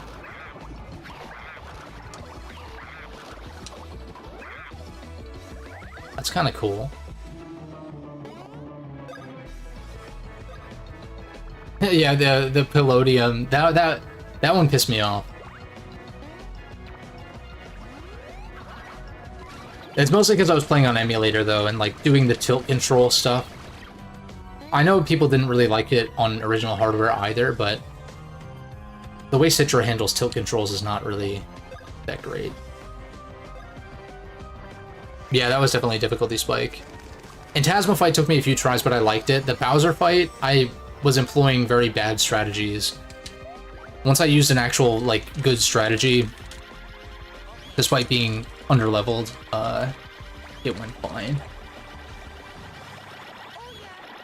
I tried to block out, like, the fucking 4 or 5 hour block that I did, attempting that with the shitty strategy.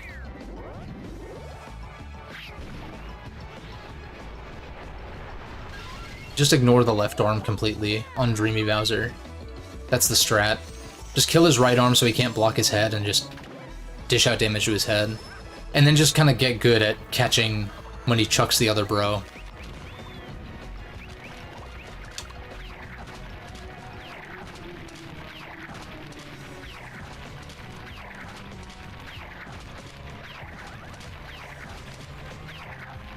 Shit.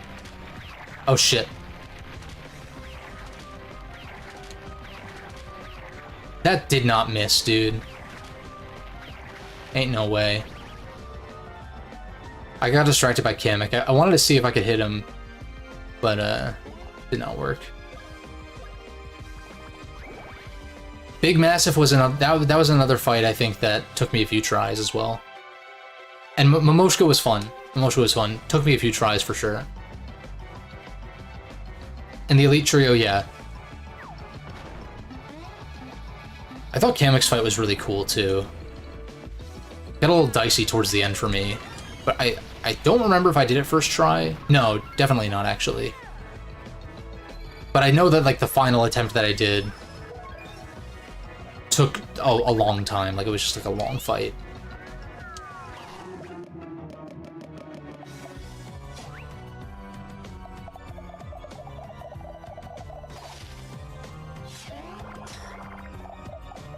Wait a second.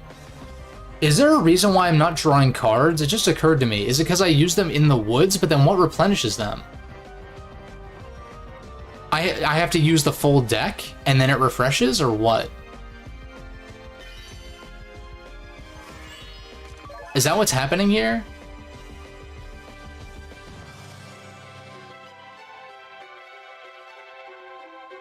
Yes, yeah, the Luiginary wall was super busted during that fight. That's big facts. Do I have a multi-target? Yeah, I guess I'll do a Fire Flower. That's probably a waste of a heal, but I'm like...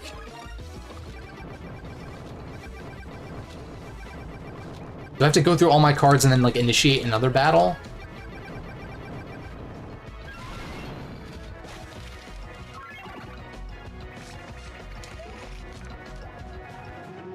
I guess I racket to kill these, right? Gotta use the last one. Yeah, okay, so it did reshuffle. That's what the thing... Funny that I drew the healing one immediately, too. Though I guess with a deck of only 10, the odds are a lot higher to draw each individual card.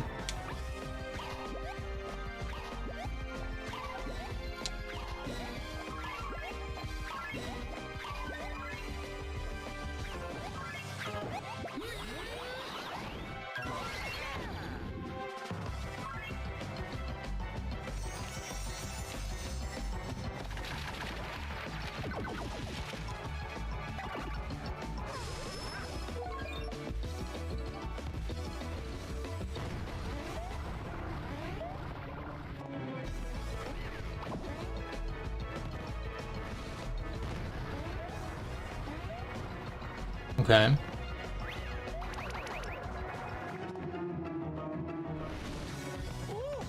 Mario Chase.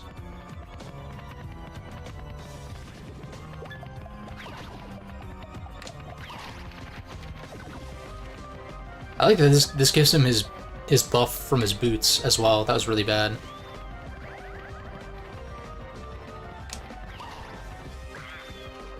I saved it though.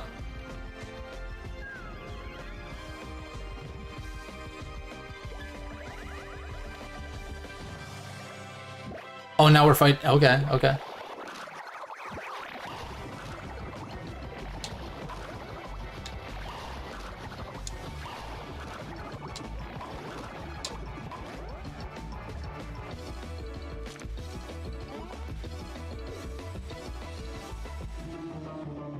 I'll use this in case this goes on a while longer.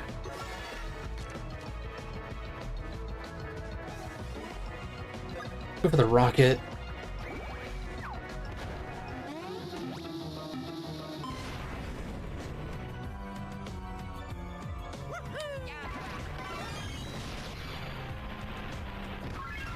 Nice. 85 is insane. Oh yeah, I'll take the coin buff at the end of a boss fight. You kidding me?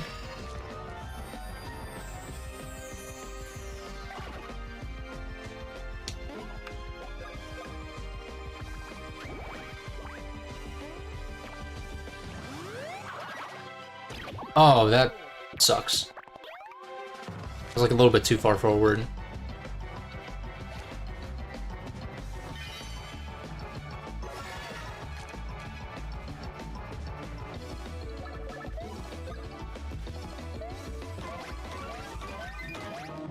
A little early on that. Oh, there ain't no way.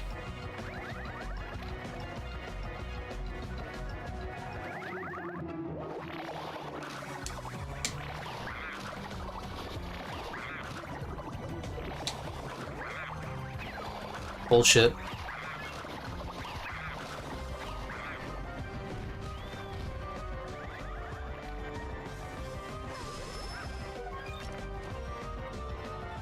Experience as well? Give me that shit. It might actually be better that I, this fight is taking longer than... I don't know if those experience buffs stack. Like, let's say that I go through my deck multiple times, does it stack? It seems kind of busted if it does, so I kind of doubt it. Mario's also gotten a million attack buffs, and it only still does 13 per jump, which is really pathetic, I think. Alright, get the ball.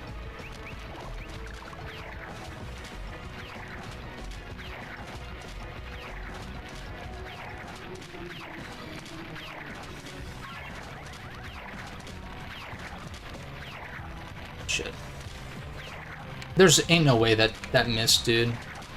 Fuck you, you fucking asshole. That's bullshit.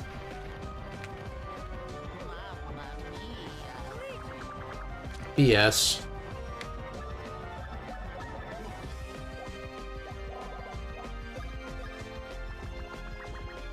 Being low on BP on all three is kind of annoying.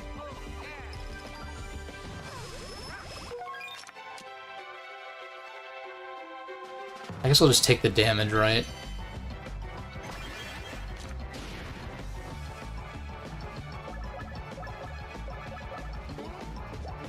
I feel like I should spend a turn restoring BP.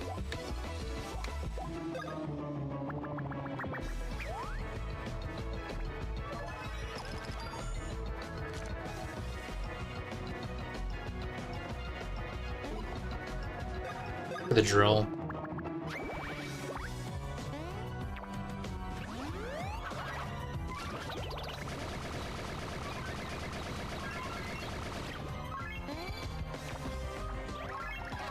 Big damage.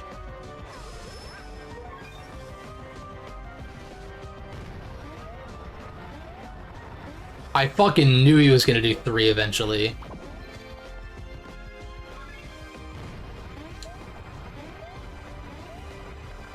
I called it.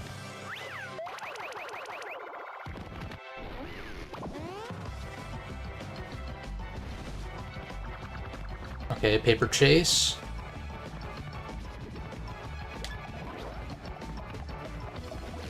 What? I totally hit you, though. What?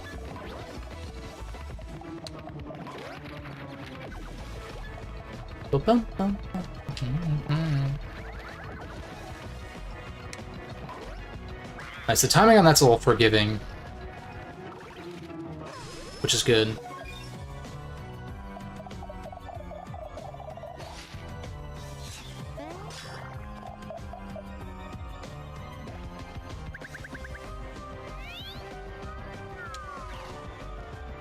They haven't done the fake out, which is nice. I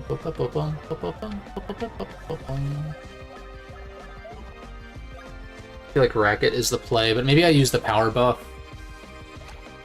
Try to speed things up a little bit. This fight's kind of crazy. Like, all the boss fights go super hard for no reason. Even the early game ones, it's like, damn, chill out.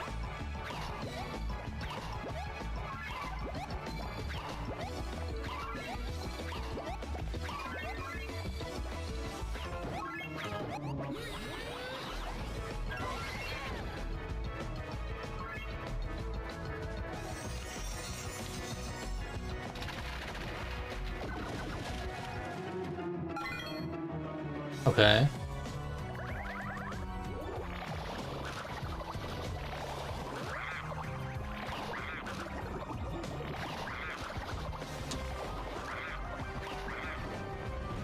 Nice.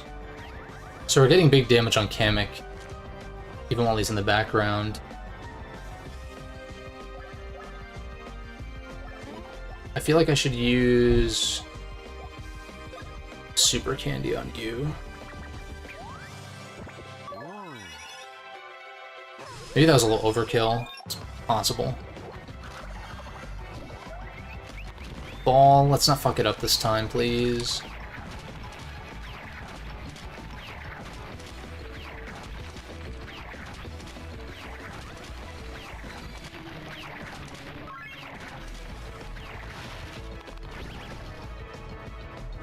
There's definitely enough time to sneak in a hit on Kamek, though.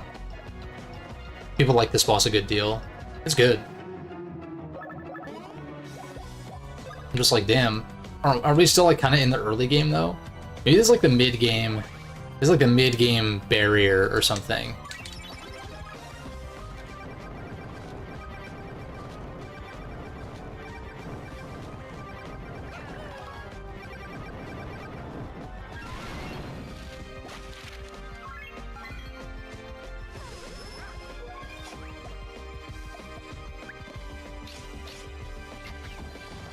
Okay, I guess that was early. Sure. How? I just needed to release it early. That's all I needed to do, because he has that echo effect.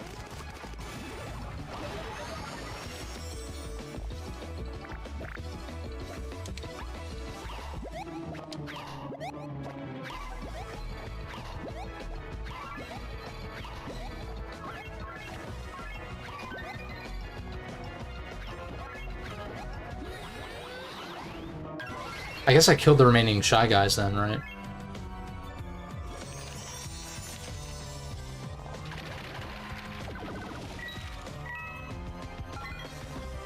In the mid games of Bowser Castle, isn't that? Yeah, that's probably fair.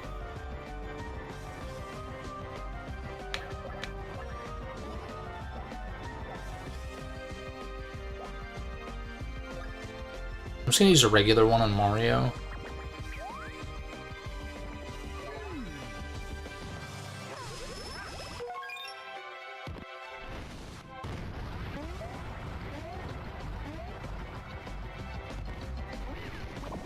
That's bullshit. Please don't come again. See yourself out the door. Don't let it hit you.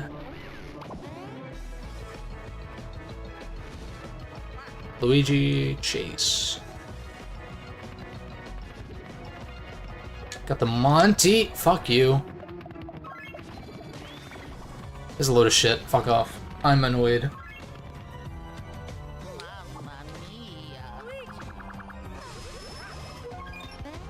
Can we not do this?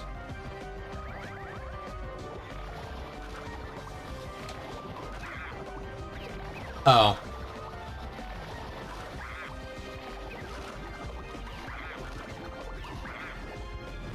Okay, so the release on the hammer is actually the same speed.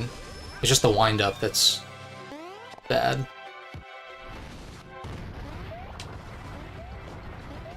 Dude, thankfully they don't make me carry Luigi during this. Understandably so, right?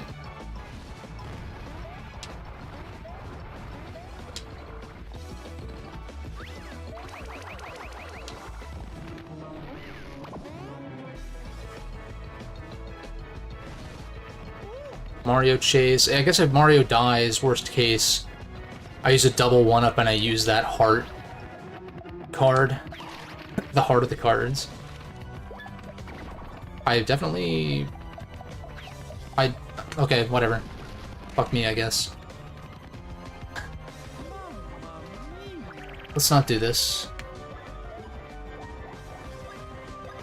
I have to double one up here. I can't leave Paper Mario, like, completely vulnerable. Especially because I'm tilting for no reason. I don't have enough points. E.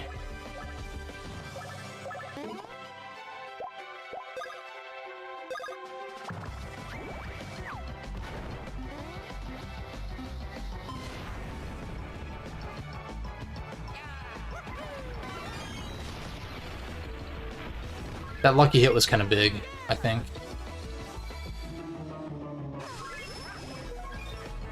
Okay, good. I still get another turn, so I get to use this to heal up a bit. Not put myself in danger of just, like, looping one-ups over and over and over again.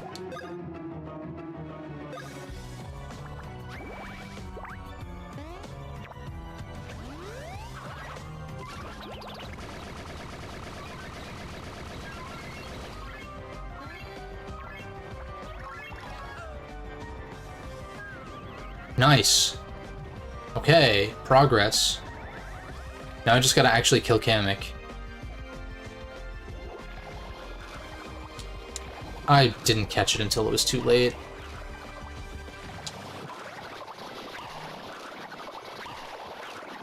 Oh shit, I misread. Fuck you. Damn it. Ah. Don't have enough points. Go for the rocket.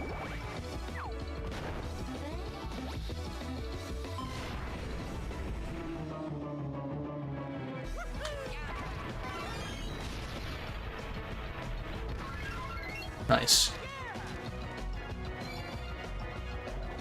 Oh, and that's it. I hope.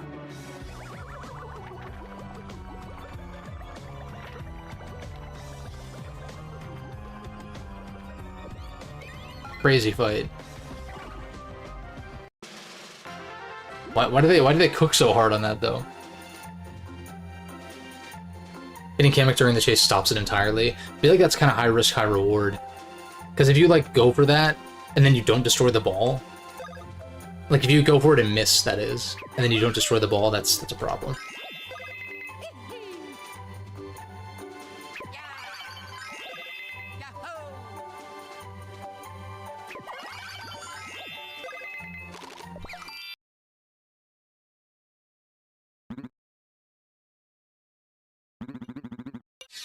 Yeah, I'm sure we haven't seen the last of him.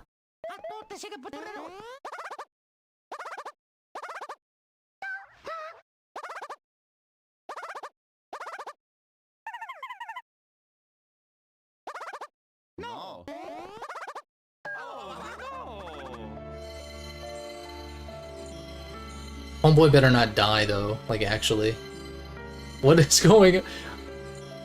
Hey, yo? Are you serious? Dude, what? Not the homie. Okay, good. It's just a gag.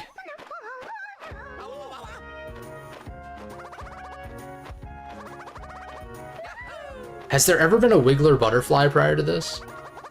Is this like a new thing? It makes sense, caterpillars, you know, go in their cocoons and become butterflies, but I don't feel like I've seen a Wiggler do that before, though.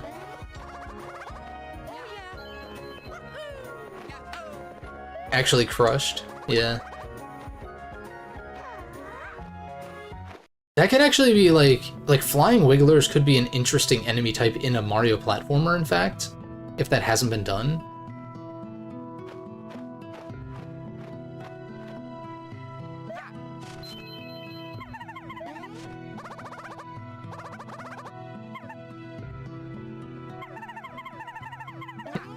Dude digivolved, straight up. Like,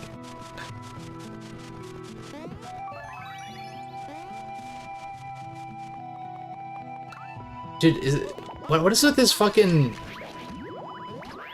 fucking fucking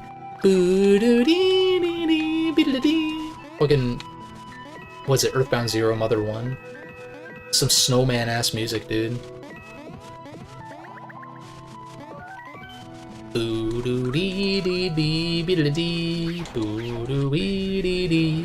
It's like same vibes.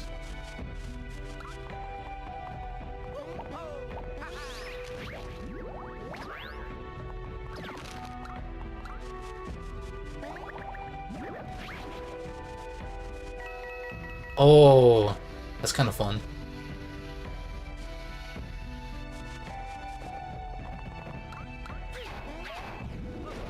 I didn't expect for it to take like fucking 2 hours to get here, though.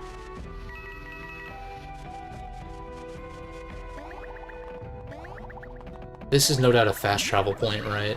This green pipe over here.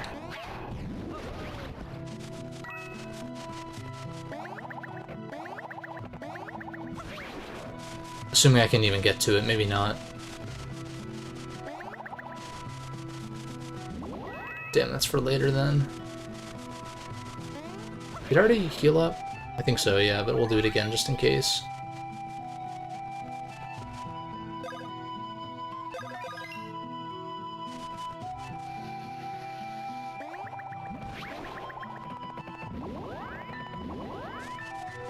And that's for whatever tunneling ability we get later.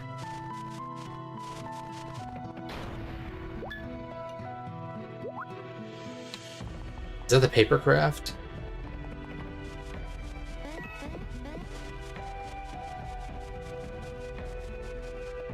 Like, this is the type of music to play if Wiggler actually died, though.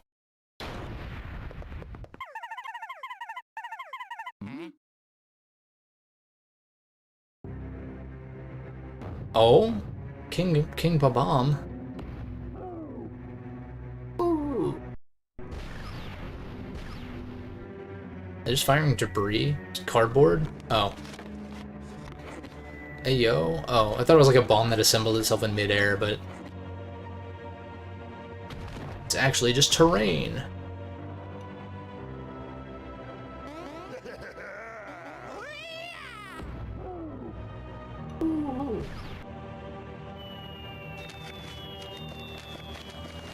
Shit, paratroops.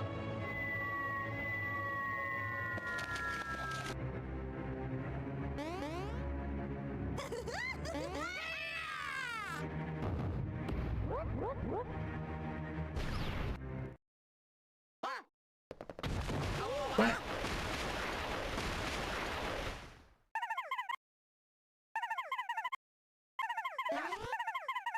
We're gonna get some new ability, aren't we? Use this to tunnel underneath. Mario, Paper Mario's jaw definitely moves like he's talking. More like he's chewing, though.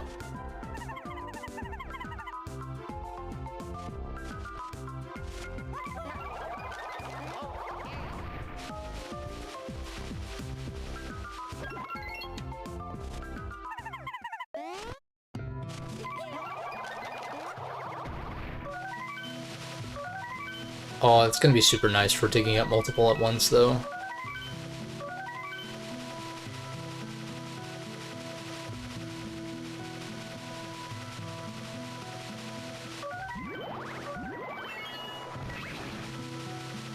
Let's see. It's kind of fun.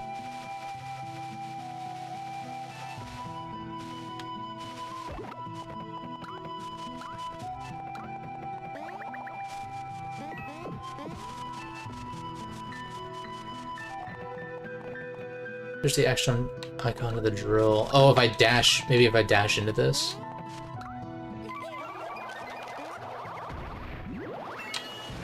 Ah.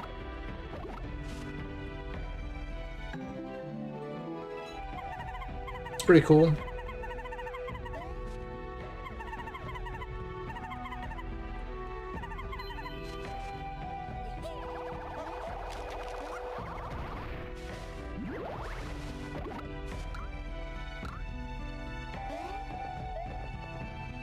Maybe if I hammer?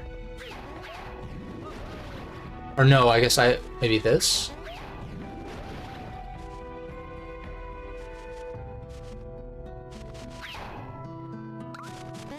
I don't know. There was a platform like that earlier on. Like at the beach, there was one that had a bunch of question blocks over it, and I was like, is there something to that? I'm curious about this platform that's down here. If that's something that I can access. Yeah. Oh, it's just one of these? Nah.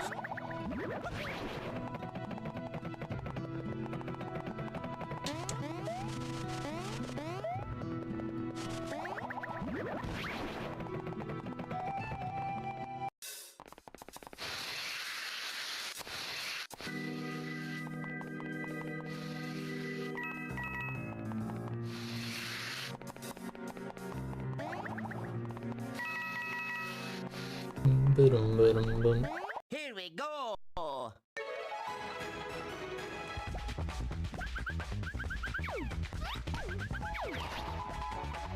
Oh, shit.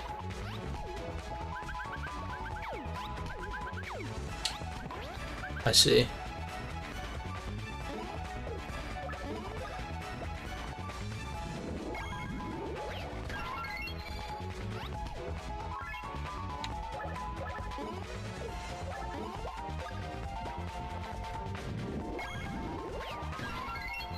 That was a nice hit. Should probably use these up, so that way I can cycle back.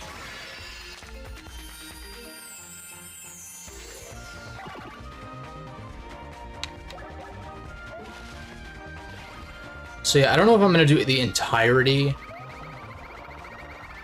of I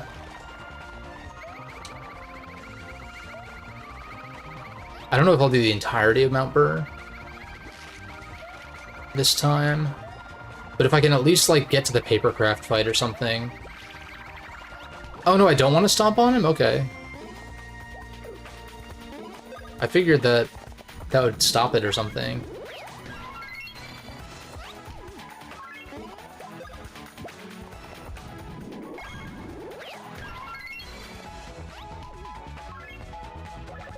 I'll copy up.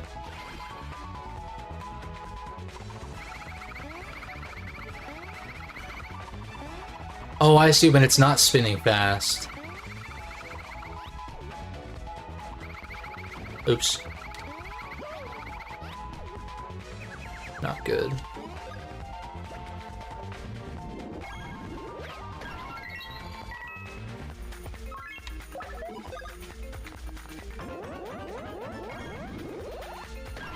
Flip.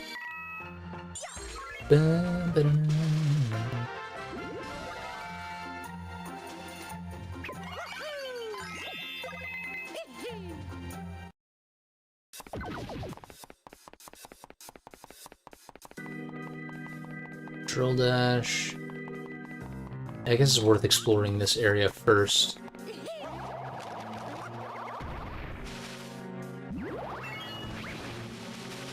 That's pretty lit.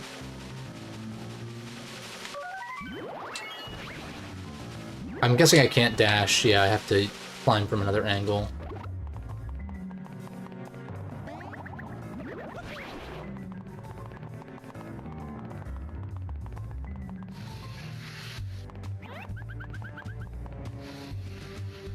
Okay, so that's the only one I can do so far.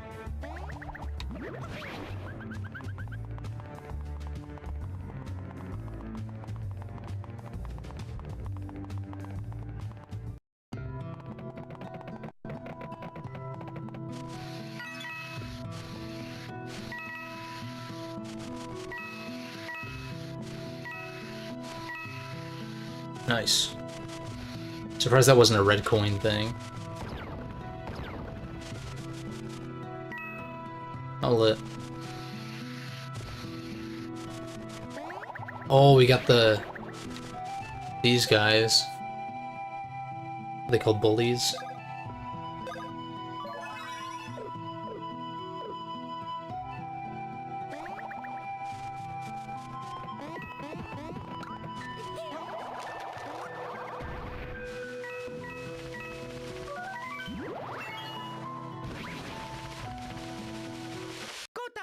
Oh, I should be able... I wish you could, like, hit them from underneath. We got some sombrero guys?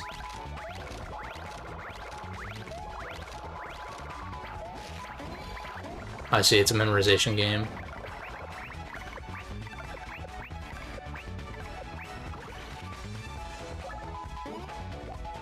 I like the sombrero guys, they're my new favorite.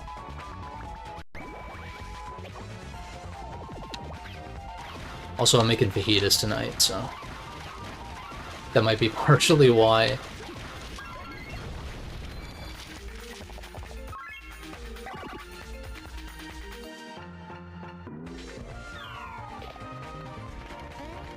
Oh.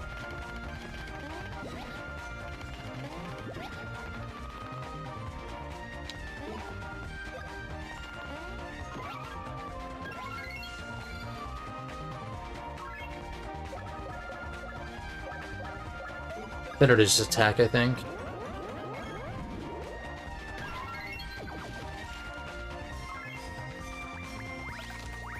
B-A-B. Oh, I see, and if you stomp on the hat, you get a chance to hit them, too. It's fun.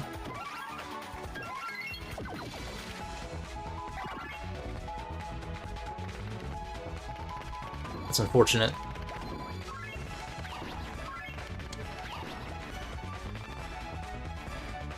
Ba-da-ba-ba-ba-ba-da.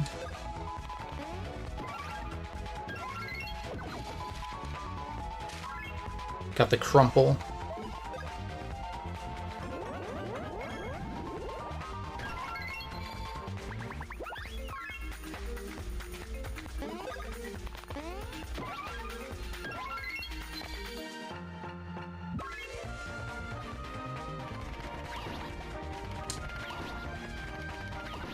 Nice.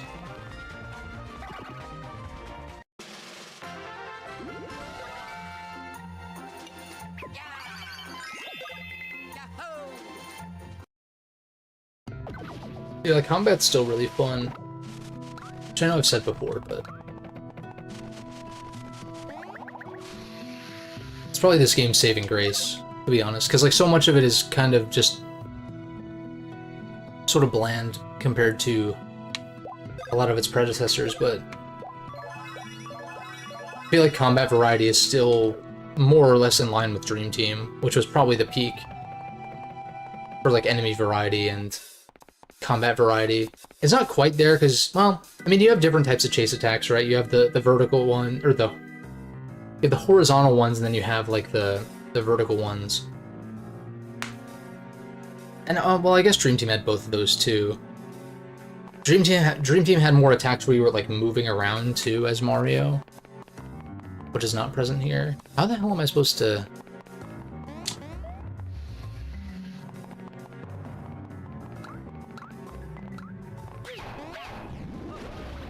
this panel looked suspicious, and I wasn't sure what the deal was with that.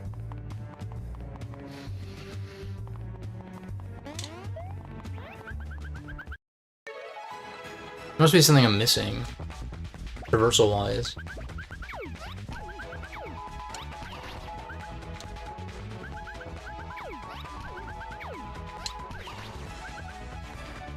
At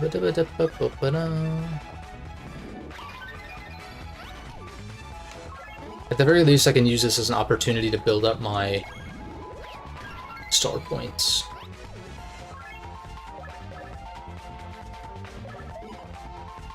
I bet I gain star points on these even if it doesn't do damage, right?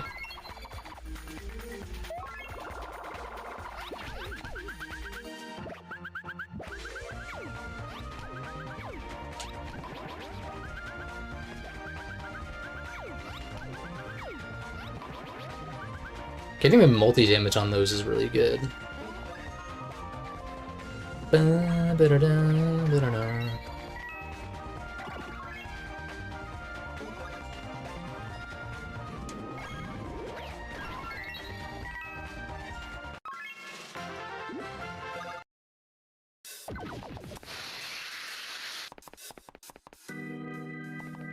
What am I missing here? Did it have to do with this block over here that Sarlo was talking about? I thought this was like an optional thing, but I don't really know. Like, do I have to dash into it or something? No, that's not it.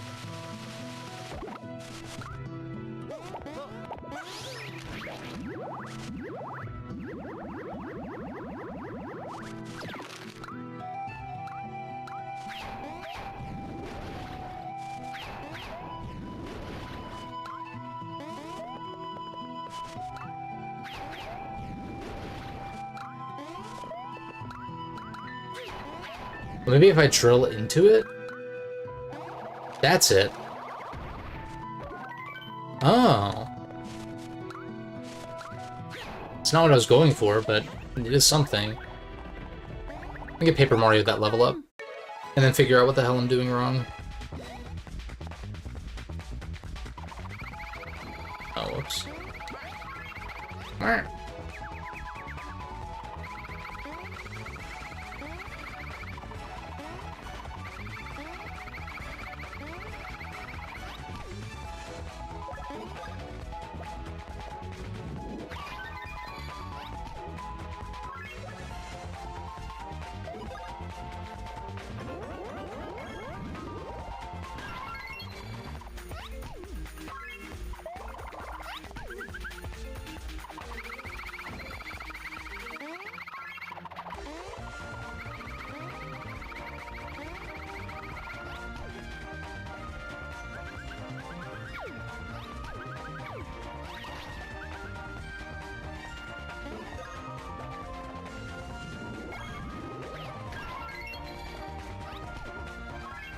Although, I think I figured out what the game plan for the next little while as far as streaming. So, like, we'll finish this up.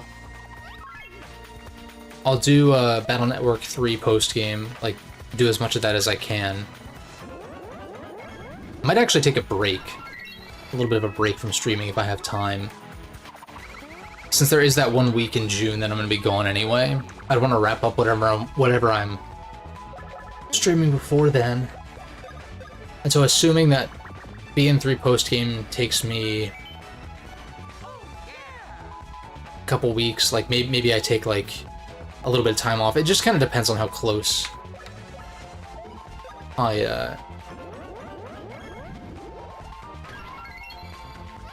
I end up getting to leaving town with the BN3 stuff. Because like if I end the BN3 stuff, I don't know, 3 weeks before, it's like, well, I should probably just stream something else.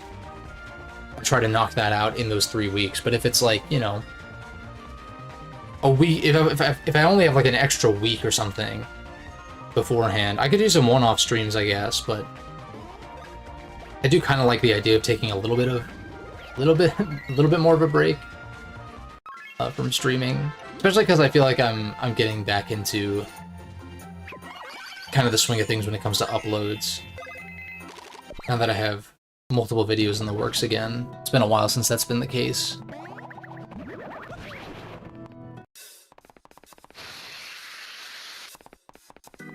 But the real question is, how the fuck do I get up here, though? That's just something I'm missing when it comes to this.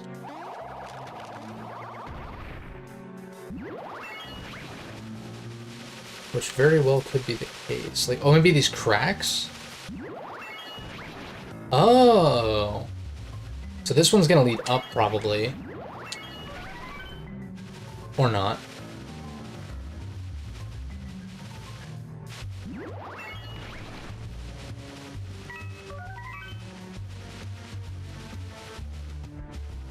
This game needs more OG bosses. Definitely needs something.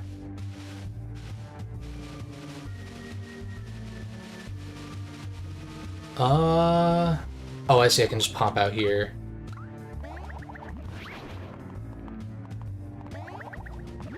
That doesn't do anything for me. Tunnel in here.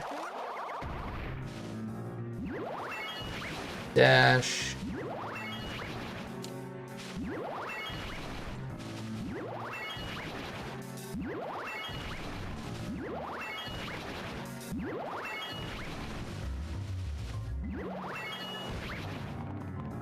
Sweet. Oh. Huh. I could always run from this fight. I might actually do that.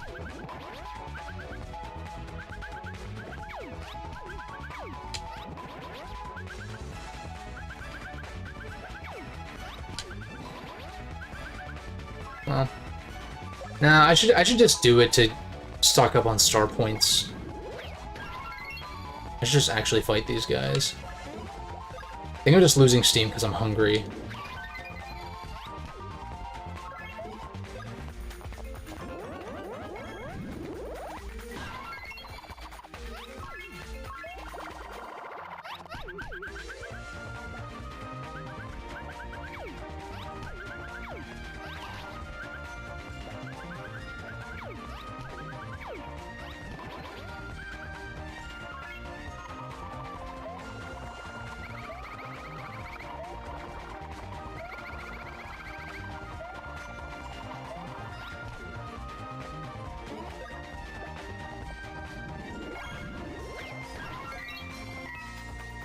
Probably copy up with Mario, or Paper Mario this turn just to get that 6th copy.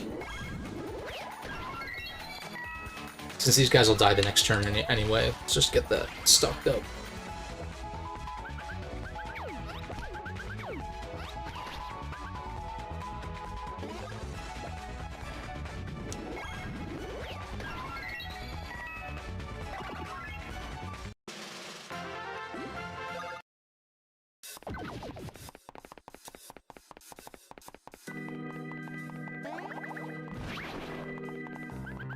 Here we go.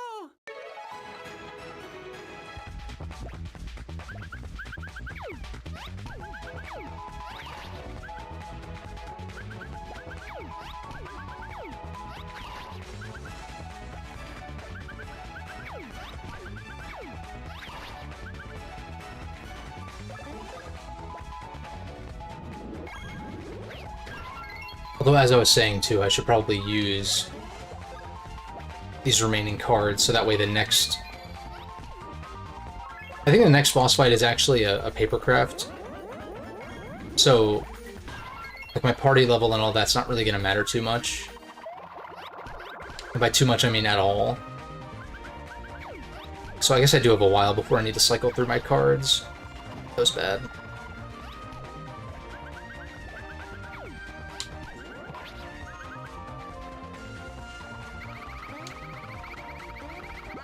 Whoops.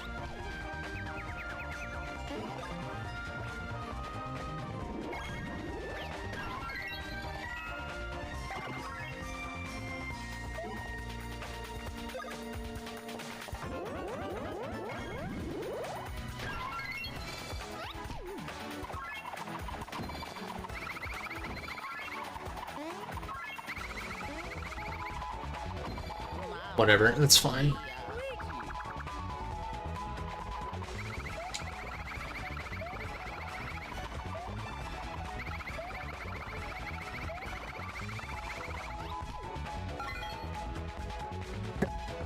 It is funny getting Dodge Master when Luigi just fucking died. Like, Luigi kicks the bucket, and it's like, Dodge Master, 25 points.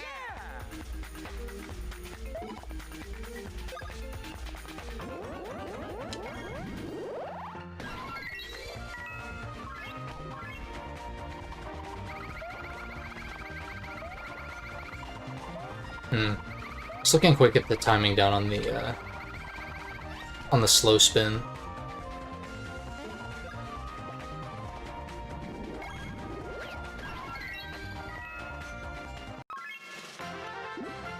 If I start a next fight, I spend those points.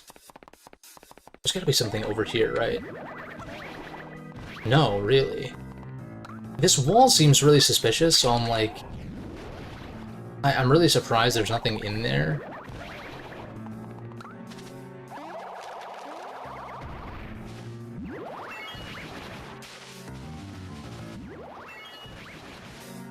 It's gonna be on a timer. Oh no, it just... Oh, I see.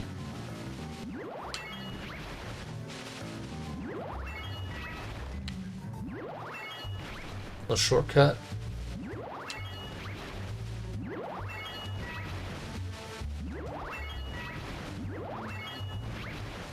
Tiger or polar bear on a battlefield. I feel like the polar bear probably wins.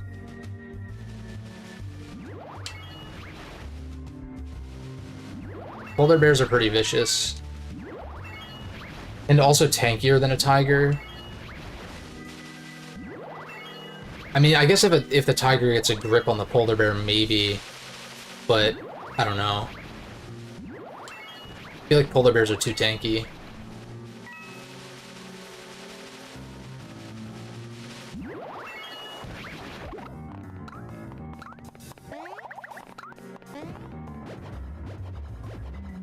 XB, XAB. Just 10 from that? Really?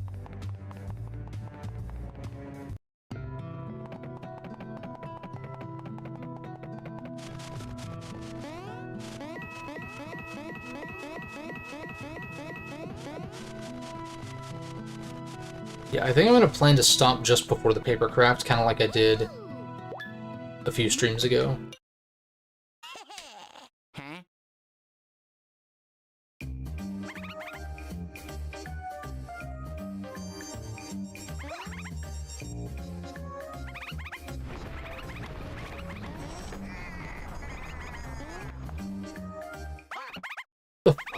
How did she get here?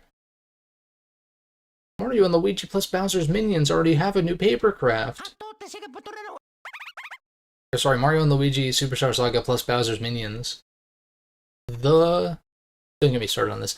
The Mario and Luigi Superstar Saga plus Bowser's minions game have a new papercraft.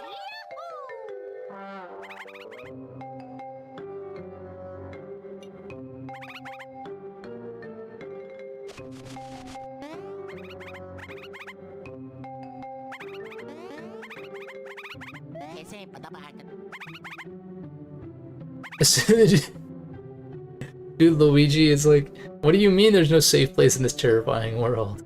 Luigi's getting existential out here. Would I like more King Babam or King Boo? Ooh. I feel like I'm probably partial to King Boo. Both are cool enough though, but I feel like I like Boo's, not Boo's like B-O-O-Z-E, but like B-O-O-S, like plural Boo, the enemy in Mario. I don't really drink that much to begin with, but anyway. I like Boo as a Mario enemy more so than Bob-ombs, probably? Bob-ombs are kind of cool though, too. I feel like King Bob-omb having arms is weird. So probably King Boo. But if we're talking regular Boo versus regular Bob-omb, maybe it's a little bit closer. Been to King Boo's mansion. What is this regarding? Is this like a Nintendo World thing? I do still need to play Luigi's Mansion 3. That I need to get around to. But I'm kind of waiting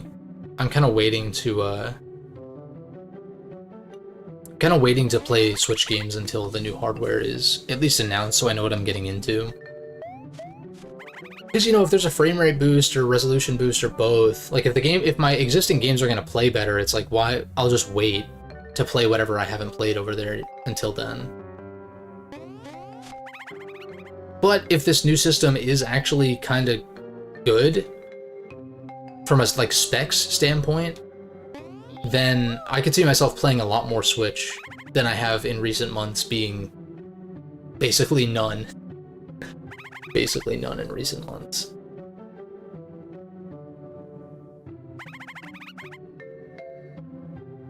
Shit, I've been meaning to get back to Three Houses again, like play it for the millionth time, for the sake of doing a video.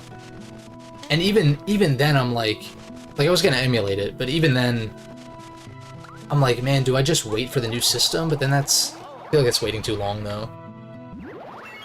Ori, I played the first Ori. I played, what's it called? Ori and the Blind Forest. Definitive Edition. I started Will of the Wisps and I wasn't really feeling it as much for whatever reason.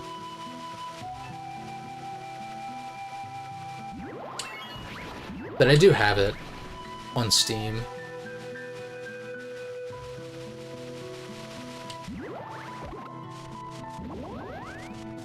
It's a dead end. Let's equip this extra equipment real quick. Heart boots restore some of your HP whenever you deal damage.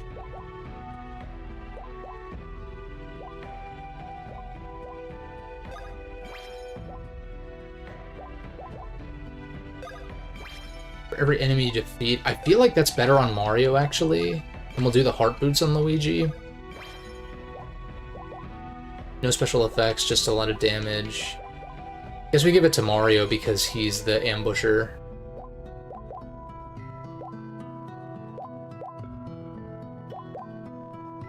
Iron Ball for more damage. -4 only? I feel like this is probably...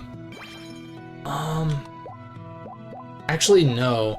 Because Iron Ball on ambush can do extra damage. I mean, plus 38's insane, though, but... No, this is probably better. It probably doesn't matter that much anyway. Overalls, I'm fine on... Collector's Wear. Star Brooch grants star points whenever you land a lucky hit. I don't think I've landed a single lucky hit with Paper Mario, so I'll take the power boost instead. Metal Gloves, just defense. Do I go min-max then? I guess so. Like, I just make Luigi super tanky and Mario a glass cannon.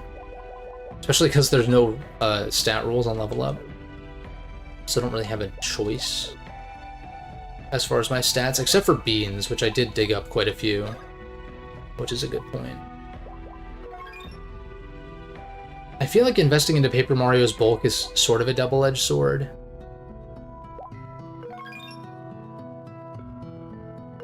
I feel like BP, though, is good on him.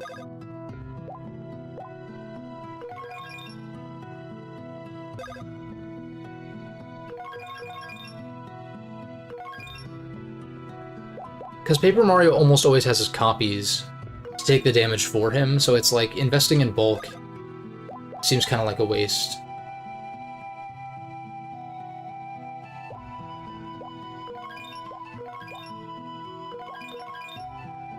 Speed, I probably want to be fairly equivalent.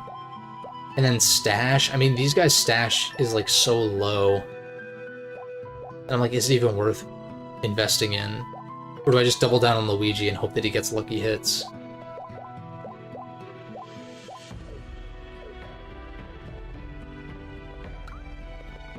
Like, not having those bonus stat rolls on level up does make you consider things like that a little bit more, I guess.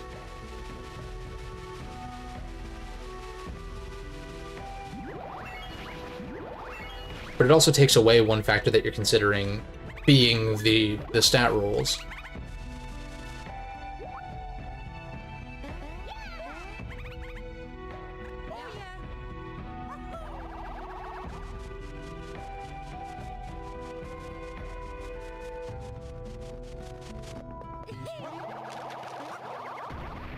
Which one of the Elite Trio do I like best? It's a Goomba, Paratroopa, and a Shy Guy. I probably would go with the Shy Guy, but I do think the Paratroopa guy's funny with, like, his little helmet with, like, the flap over his eyes.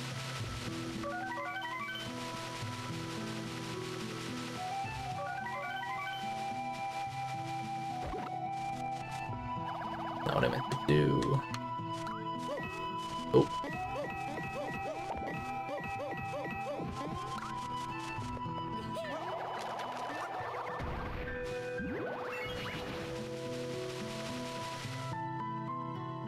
Also, Fawful at W. Yeah, Fawful's probably my number one main antagonist. Okay, so that's another moon platform.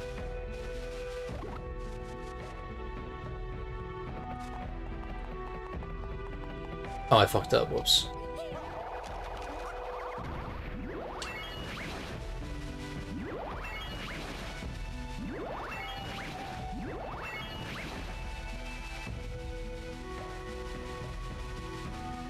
Okay, that's a circle platform.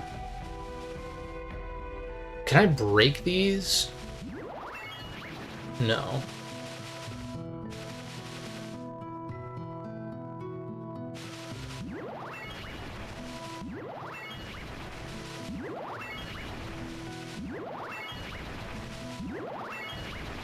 I've played too much Pokemon to not intuitively get a puzzle like this immediately.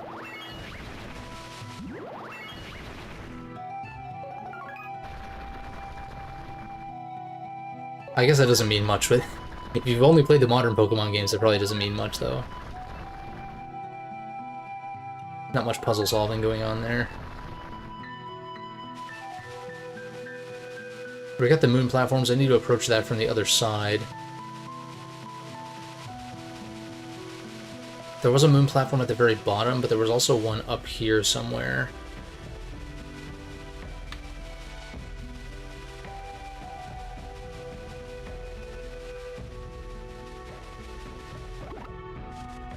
Yeah. Oh, but I need the other one. Let's see.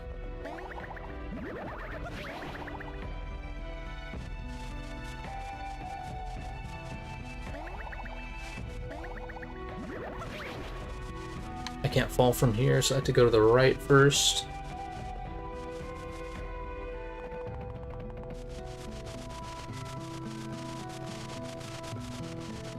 I'm just keep pressing on. This, like a hidden item or something. Nice.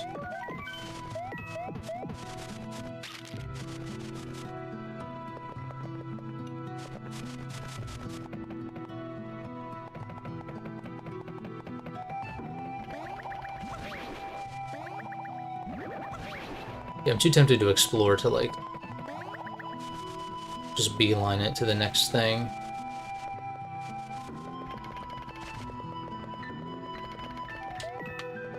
Oh, shit. Some good coins here. You're a good Baconator, no worries. This music is very calming, I feel like. It's kind of got an ominous vibe. I was comparing it to Snowman from the Mother series. I think that's from the original Mother, which I haven't played, but there is a remix in Smash Bros. The, like, boo-doo-dee-dee-dee-dee-dee, that one. Dee-da-dum, ba-da-da-dum. Something like that.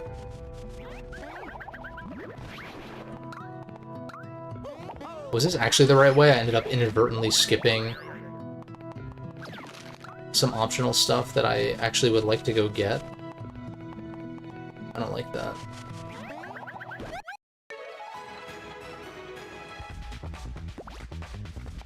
Oh, it's all 3 recurring? Okay. Okay. That makes more sense.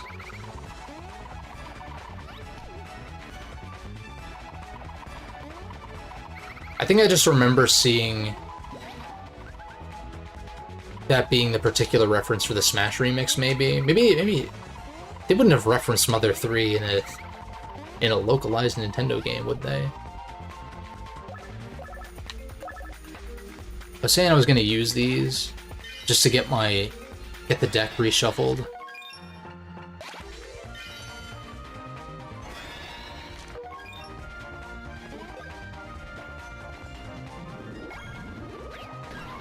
Holy crap.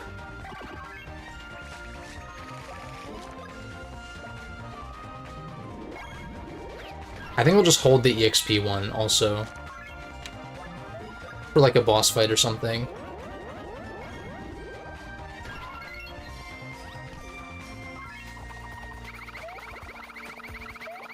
Yeah, I probably could stand to replay Mother 3. Played it like must have been 2022. And it was kind of late-ish, maybe like 3rd quarter. And I started a playthrough. I played through like the first chapter or 2. Maybe like 6 months ago or something.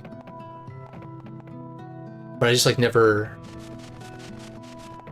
ended up pushing through. Like I didn't really intend to play it all the way through at that time. I just was kind of jumping back in to see, like, is this game's storytelling actually as good as I remember it being? And yeah, it is pretty damn good. Yeah, Lucas and Smash. I mean, to be fair, Roy, not Roy Koopa, but Roy from Fire Emblem is the same deal. Because he's from the Binding Blade, which is not a localized game. His dad is in a localized Fire Emblem game.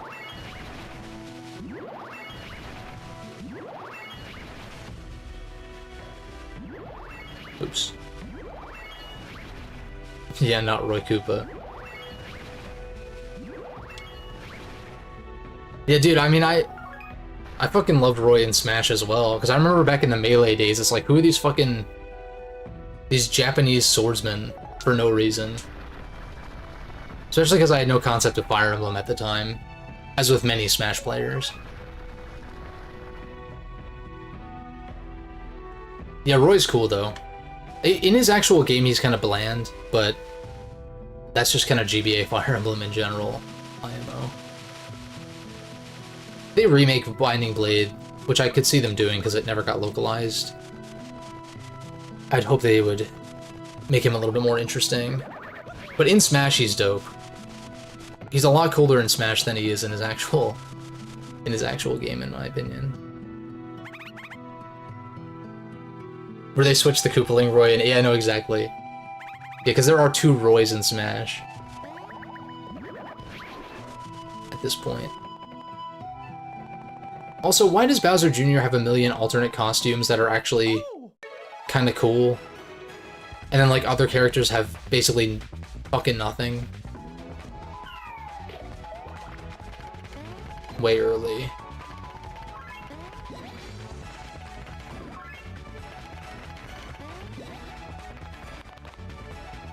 Ba-ba-da. I'm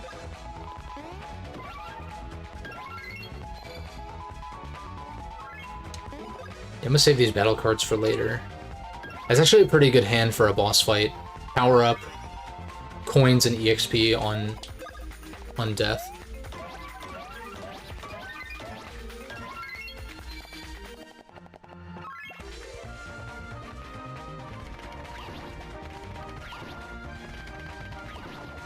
God, Mario's a powerhouse, man. Gooblinks have to be in everything. They have cool designs. I know they're kind of played out. But like he gets all these alternate costumes with like the announcer saying different shit. And then meanwhile we can't get that for like better characters basically.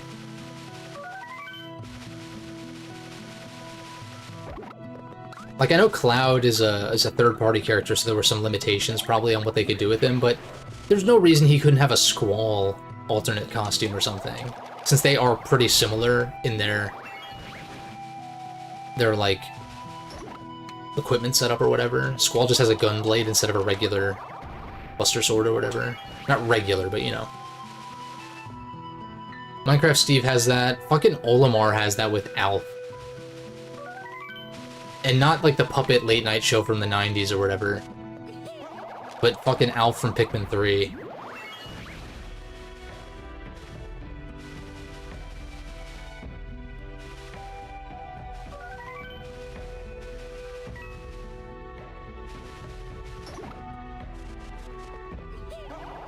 Zombie.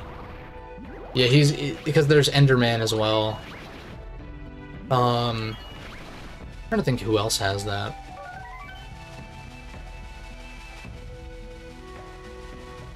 And you got the different genders for like Robin and Corrin, and like Wii Fit Trainer and shit like that. And then this way I already went.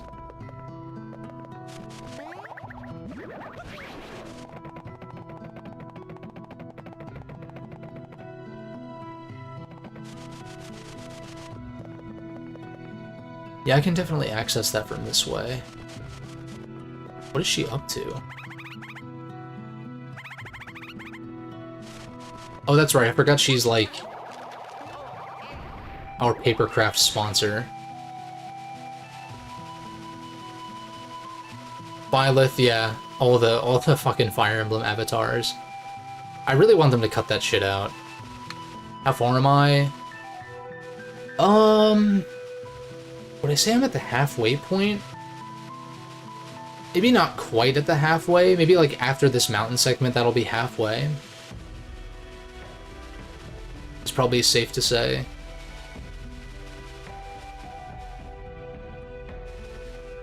Okay, yeah, so this was... I see, I need to go one level higher.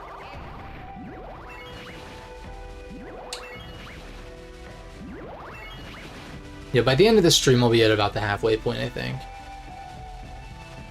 Which I don't want to go too much longer, I'm kind of losing steam.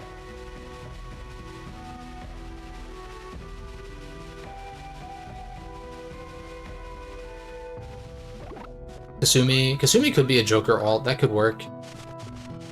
And I like that, I do like that Byleth has colors that represent Dimitri, Edelgard, and Claude.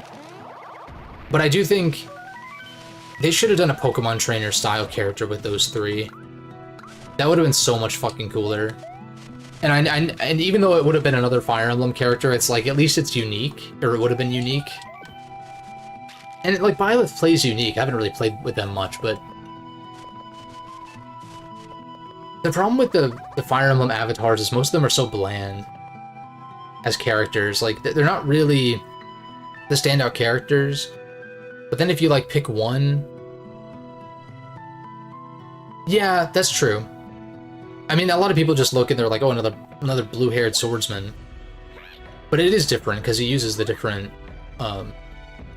relics or whatever they're called. I need to brush up on my Three Houses lore, but I'm gonna play it again somewhat soon, so. But getting into that, I was listening to some Three Houses music the other day, and I was like, fuck, this OST slaps. Especially with story context and all that.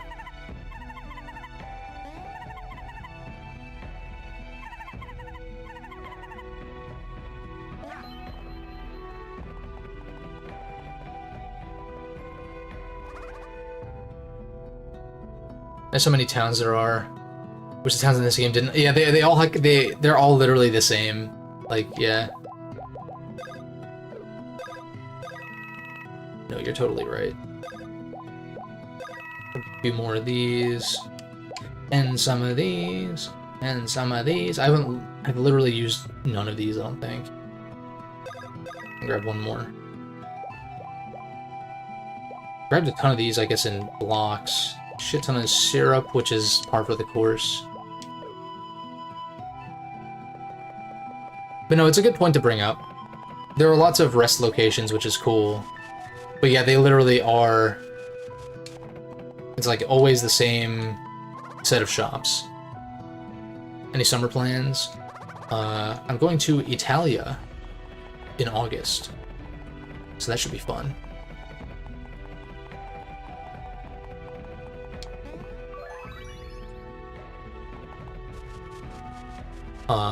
Which I guess that's a pretty major... There's a pretty major summer plan. But, other than that, not much. Although there will be a week that I'll be gone in June. First time in Europe? Yes, that'll be my first time in Europe. No, hell yeah, dude. No, it's gonna be dope. Especially because, like, all my travel and stuff is paid for by, the host, basically. Because I'm going to perform at like a classical music festival out there, so that should be pretty sick. Only ever been to Mexico. I've never actually been to either Mexico or Canada, despite them being so close. We did do a family vacation to the Bahamas when I was a kid, and I went to Thailand when I was in college as well. Yeah, I'm a saxophonist. That's like what I do. It's not my day job. I've got like another part-time gig, but the gigs are lining up, which is cool. I'm not a solo artist though, so. Also, I don't play jazz, so don't ask.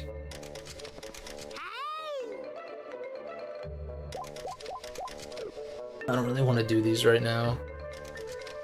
Can we get a performance? It may be. I've been wanting to do some arrangements of video game stuff. I'm just really lazy when it comes to that. And also, I just don't know shit about composing software. I'm just, like, not... It's one of those skills that I need to, like, crack at, I guess. Like, I know how to do it, it's just... It's like learning how to video edit, where I was very slow at first and all that. But yeah, no, it should be sick. It was supposed to happen back in 2020, but obviously that didn't pan out. And so we weren't sure if that was actually going to happen or not, and we followed up within the past, like, 6 months or so, and they were like, oh shit, we'll have you out, sure, whatever. It's like, oh, I'm very grateful for it. It's just cool that it's finally happening. I'm just stressed out because I need to prepare, like, a shit ton of music. A lot of which is new, and some of which is very difficult. How long have I been playing saxophone for? Since 07? So that would be... What's that, like 17 years? Coming up on 17 years? This August or September or whatever.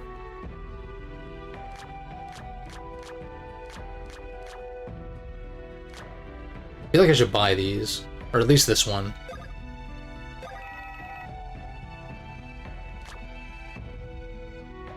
Was born in 07.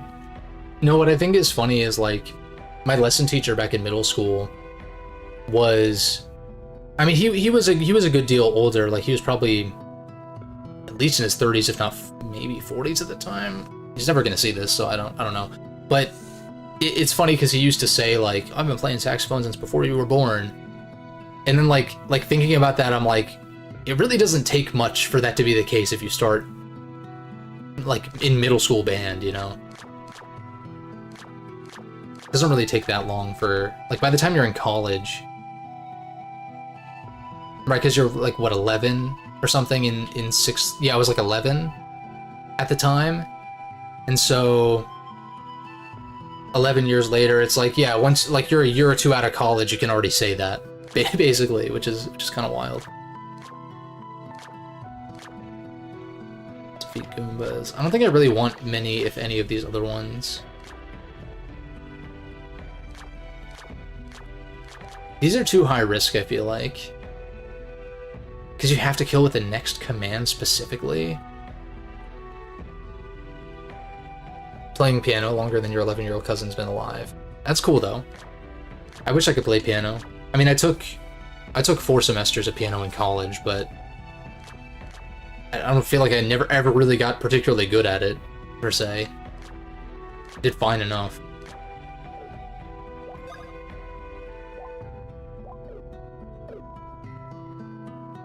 I think it would be fun to eventually get, like, an electric keyboard or something. Because that's the main thing, is, like, accessibility or whatever. And piano is so flexible. Like, knowing how to play piano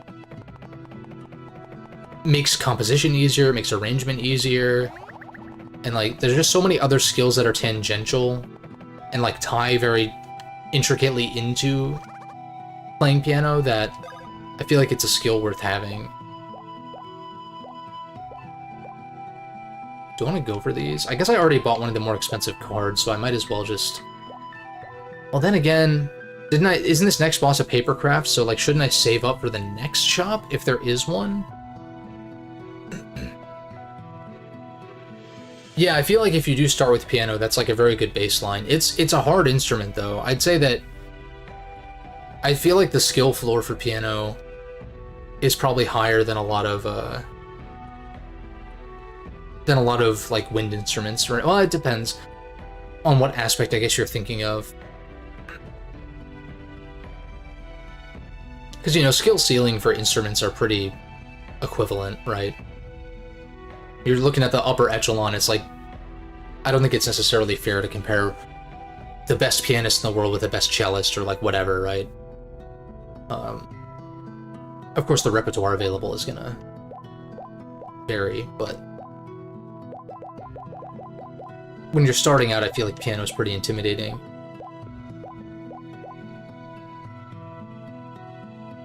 I feel like I should at least...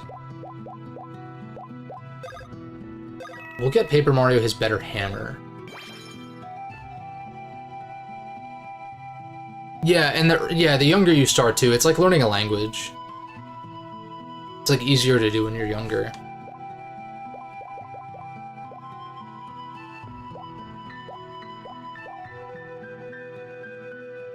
And I mean, there are other skills that can transfer from instrument to instrument. Like, I was okay at clarinet.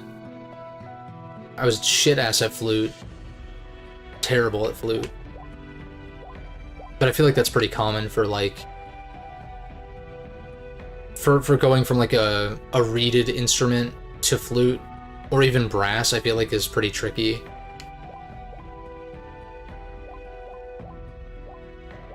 Yeah, I was awful at flute. I was pretty bad at trombone, too, to be fair, but...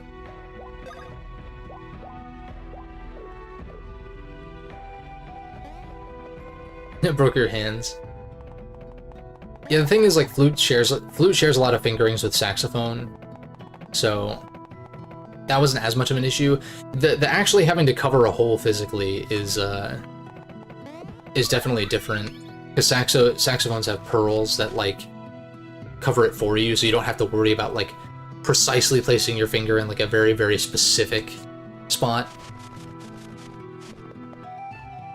But the upper level of saxophone playing is fucking hard. But I'm also pretty fucking good, so... There's that.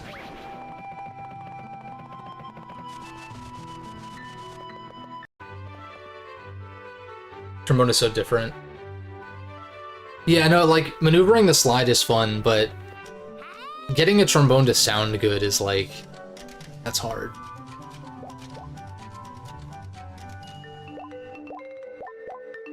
Paper toads are stuck in a tight to the wall, and drill dash.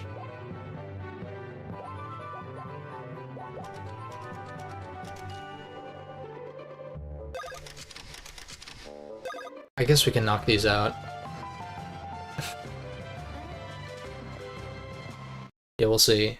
The thing is, like, yeah, I guess I could play some stuff. But, like, I play in a group, and so I don't know that my individual part is going to be, like, that interesting, but I don't know, we'll see. Maybe once I'm closer to performance ready. Because I could whip out some old standards, I guess, but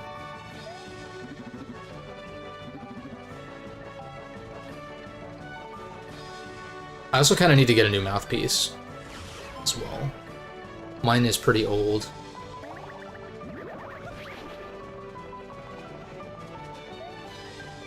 Okay, so I need to make sure these guys don't get... Oh, shit.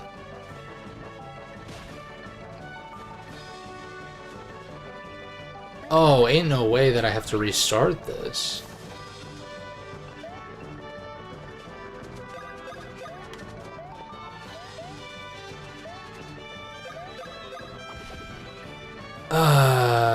This is gonna piss me off.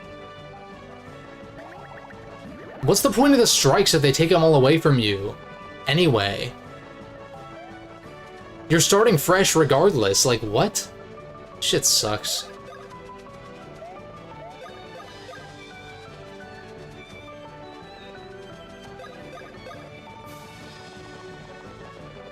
So wait, can I... Okay.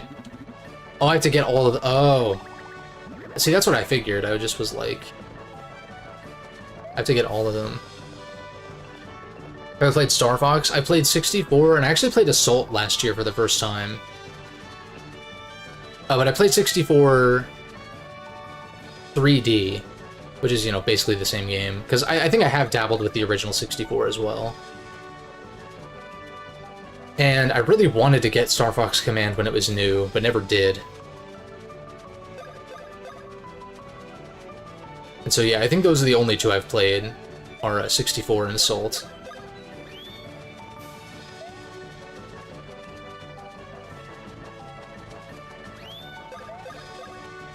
Okay.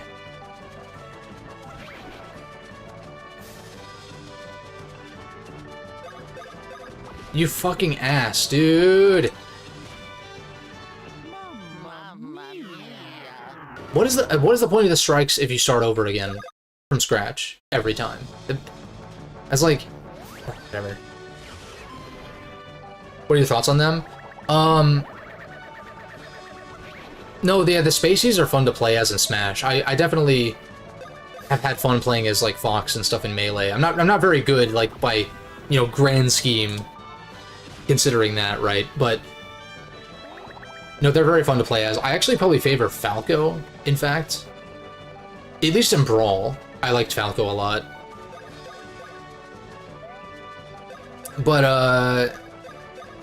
as far as the games themselves, I mean, 64 is really good. Like, I wouldn't say that on-rail shooters are really my thing. Oh my god, how the fuck do you get that one? He's lodged in the damn corner. Yeah, Falco's pretty raw. I do dig him in Melee and Brawl. Brawl especially, though. Something about the kicking of the reflector I thought was cool. But, I mean, 64 is widely regarded as the best one, and I see why. Especially when so many of the games, like the original Star Fox, or I should say 64 is basically like a retelling of the original Star Fox, and then 0 is like a retelling of 64 / the original Star Fox. And so that basically just leaves you with Command and Adventures, which are very different games, and then Assault, which is like half an on-rail shooter and half somewhat questionable on-the-ground gunplay.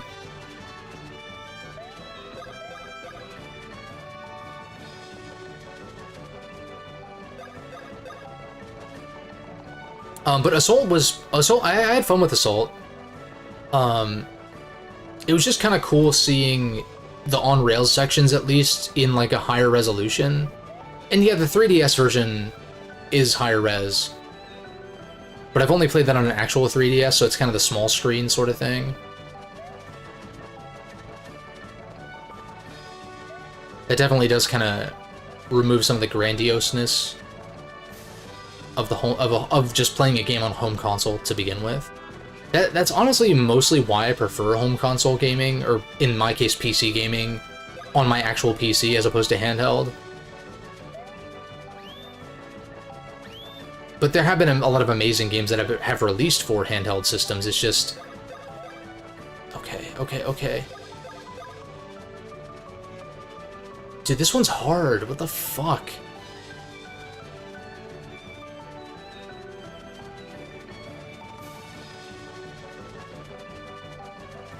Can you stop camping, dude? This guy's camping.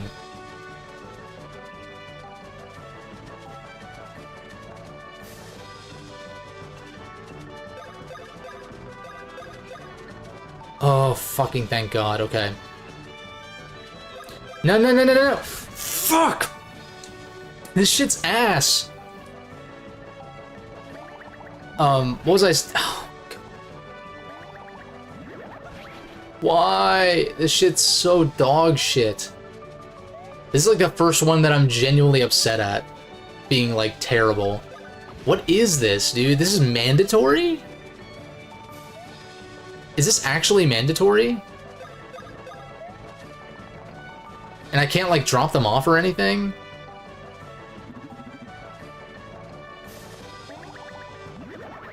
Ugh. I keep getting distracted, I'm sorry. On-rail shooters are not really my thing. They're not really a genre that I'm, like, super drawn to. But I like 64. It's been a while since I played it. And like I said, I had fun with Assault for what it was. Am I missing something? Like, can I hammer the things to, like... Nope, I can't swap my commands at all. Can I jump? When they try to chomp me or something?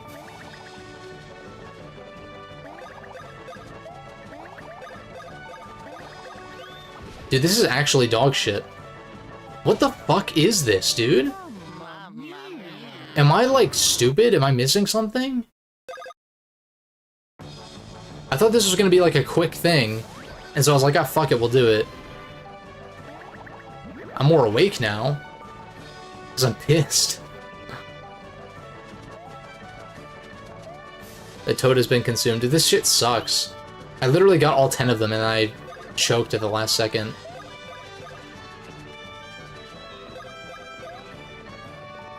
Grab this one. It's like you have to keep moving straight. If you're in a loop, you're fucked. It's almost like Snake, where you can't like touch your tail, or you game over. Or even if you just like, this shit's ass, like literal fucking dog shit.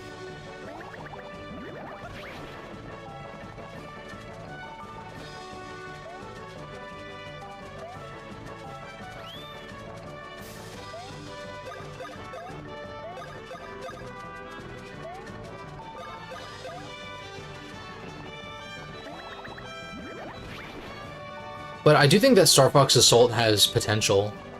Like, there's definitely potential there. I don't think the GameCube controller is the right controller for a third-person shooter. Because, like, the C-stick and even the D-pad are pretty, like, not great on the GameCube controller for that style of gameplay, at least. For, like, actual camera control and whatnot. Or aiming. Oh, shit.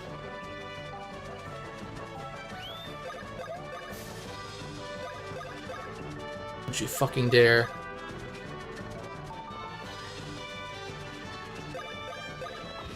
You fucking asshole-eating motherfucker. Stop.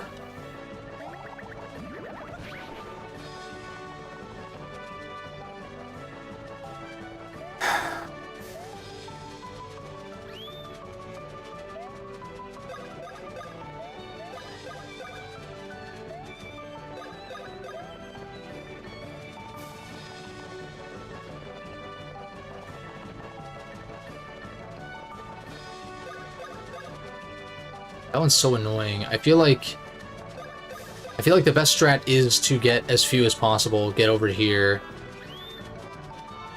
and then pick them up as you go, so that way your tail isn't too long. Okay. Should be able to juke this guy because he's like distracted. Okay, pick you up.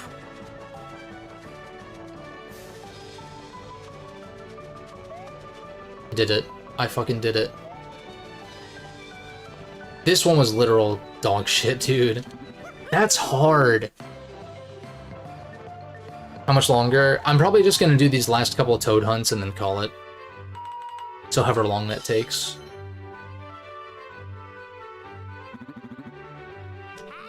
Actually, saving is a good call.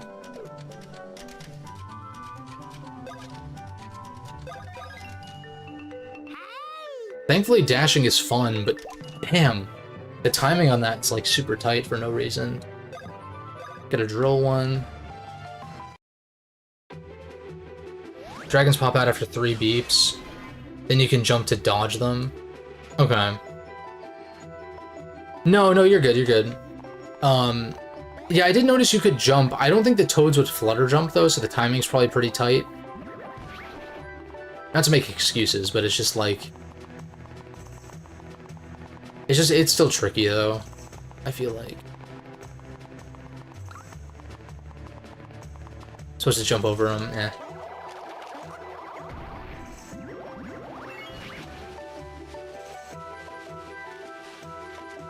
Oh, so I actually have to... I see. Thankfully, there's no timer and there's no resetting the toads. Dash through this. Nice.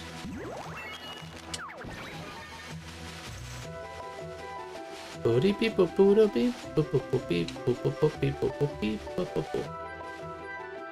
for you to pass here. Oh, there's no way.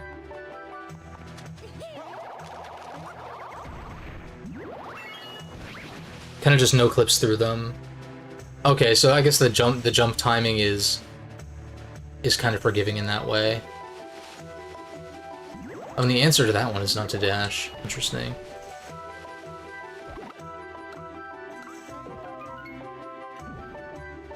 A shortcut in case I screw up.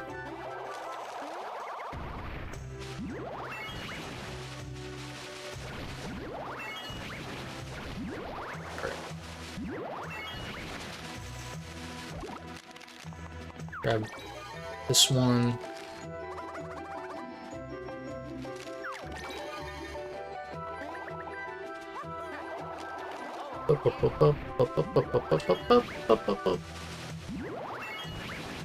Oh, I need to get this guy.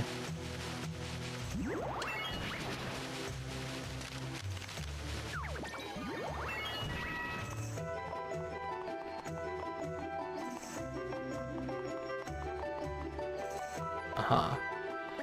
See, I figured these dead ends would... Oh, that's annoying. I figured the dead ends were going to be used for the toad hunts later.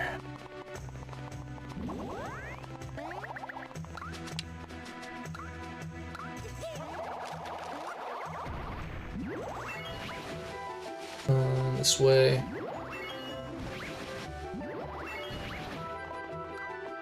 I need to actually get a running start here. I mean, not that much of a running start, but you know.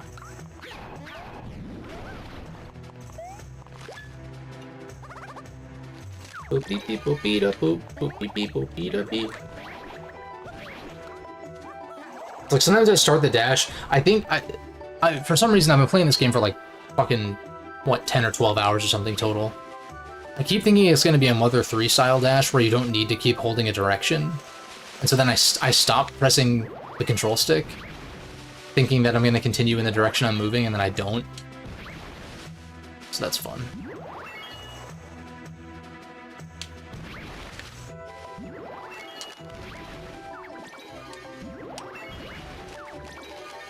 I think that's everyone so far. Get another shortcut. Boop-a-da-beep, boop-beep-boop.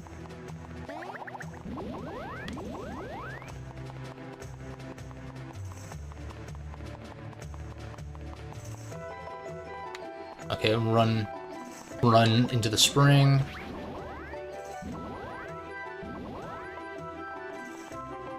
Get another shortcut. Oh, stop.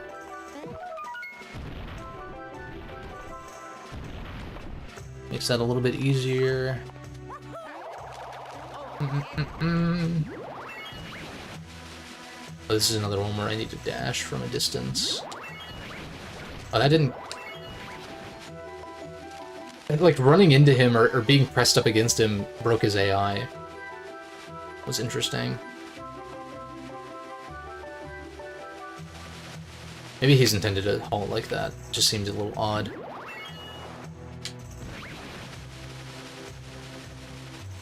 We got a bunch right here, which is sick.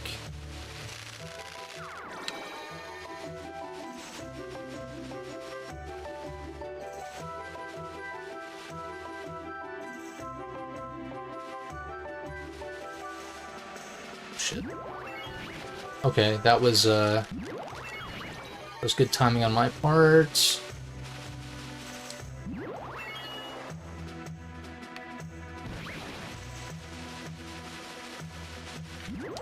And that's it. Nice.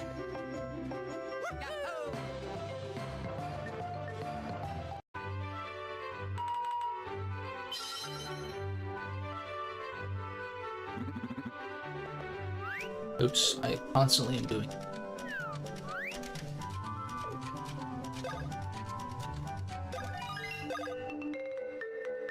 Alright, one last one, we'll call it. Without this stream being obscenely long. Catch paper toads before they hit the ground, okay.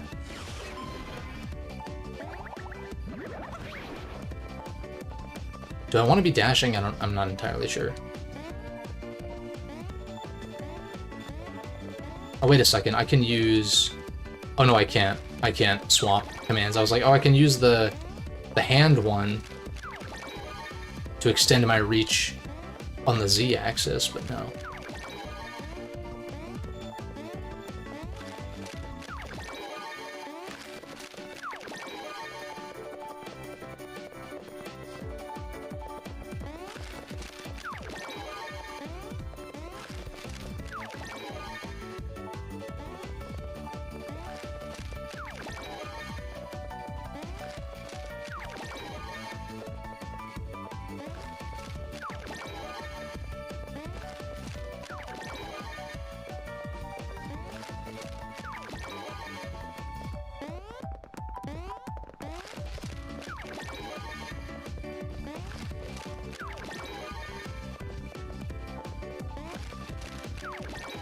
That it? Okay. I was like, too good to be true. Oh, and we gotta manage the speeds here. You're actually gonna land first, aren't you? Yeah. Some Game & Watch shit. Some of those Game & Watch minigames are actually pretty fun. Not gonna lie. They are definitely... I don't know why those games aren't on mobile, actually. Why the fuck are the Game & Watch minigames not on iPhone? It makes too much sense. Nintendo, like, hire me, though? What the fuck? Probably not the first person, probably like the 30,000th person to suggest that.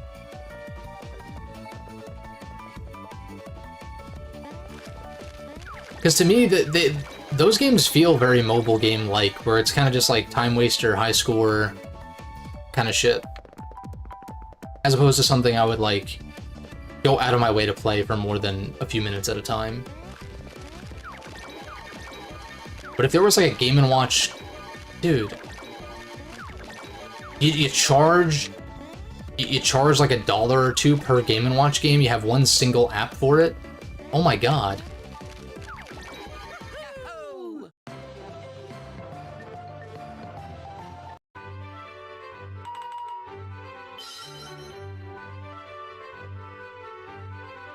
That's actually like a genius idea, what the fuck? Am I crazy? Like... You have like you just call it Game & Watch Gallery. It's an app. You charge for each, maybe you have a little trial thing or something. And you get charged for each individual game, or you can buy them all for $10 or whatever. Or you unlock it with in-game currency, whatever other mobile game garbage there is. But Nintendo tends to handle those types of things pretty fairly, kind of. Although Fire Emblem Heroes is like a gacha game, so that's like pretty predatory when it comes to that. But then again, I feel like you can kind of make do in that game by being free to play. As long as you don't care about getting like a specific hero or whatever. Or doing like the toughest of the tough challenges immediately.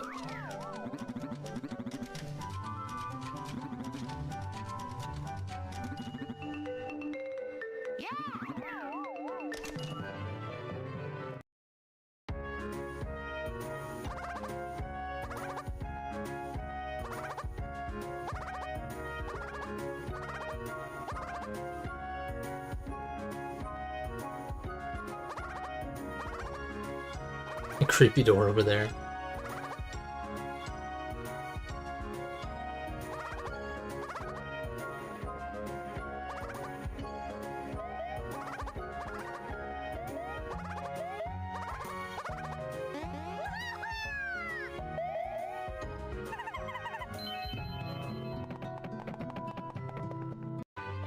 Oh, I see. So this is the path to...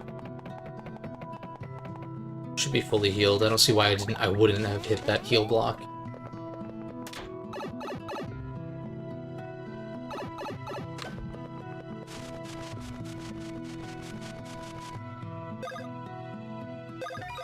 I don't want to proc the papercraft battle because we'll start with that next time.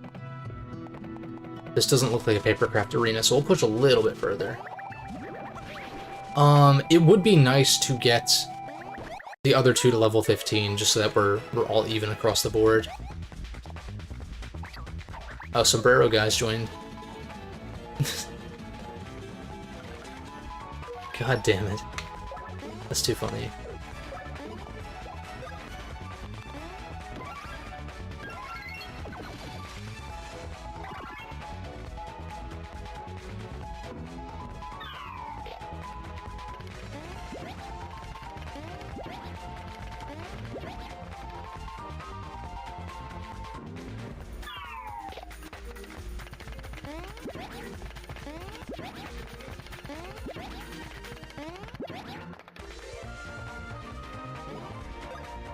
Going for the sombreros,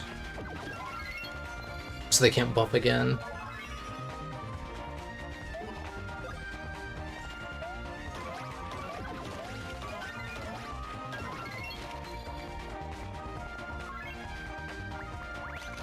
XBA.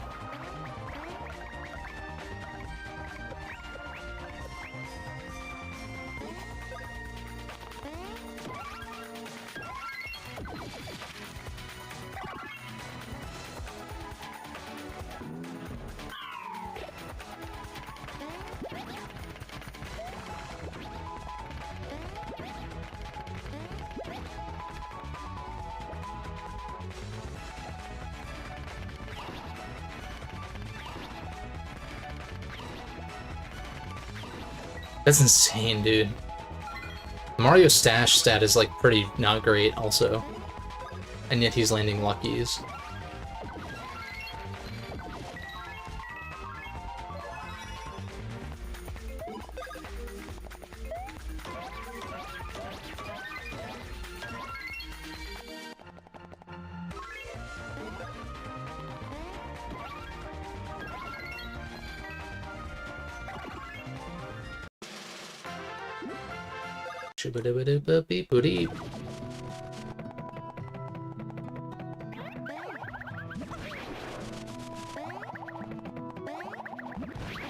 Shit. To get a running start, I think. Yeah.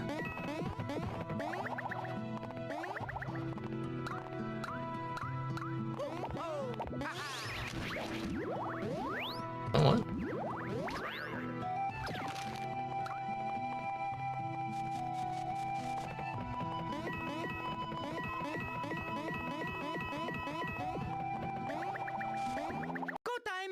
Go time. Oh, the sombreros joined again.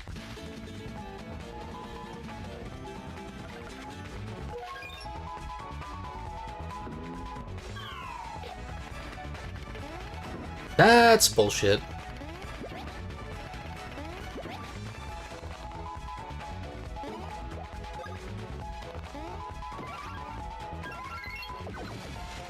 Just keep building those star points.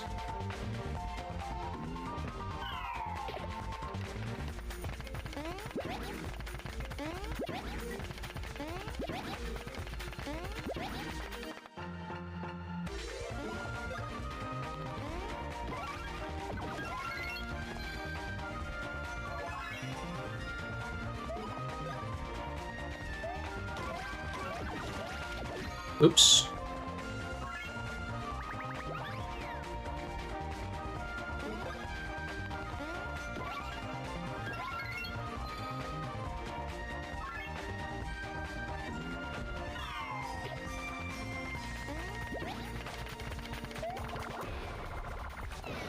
Nice.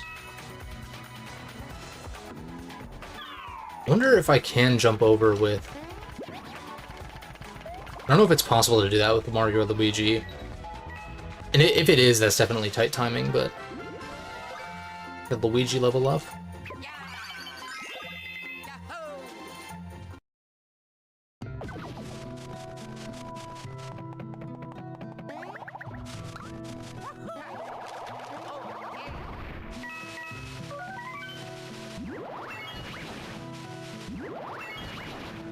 Oops.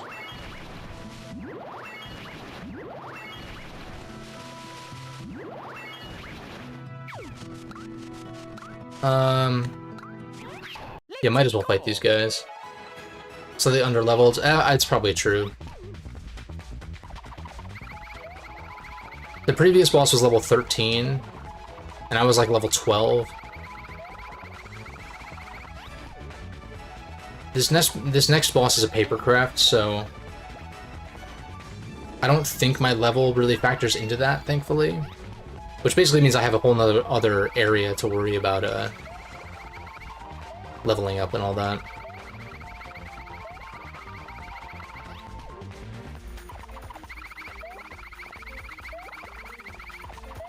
Ooh.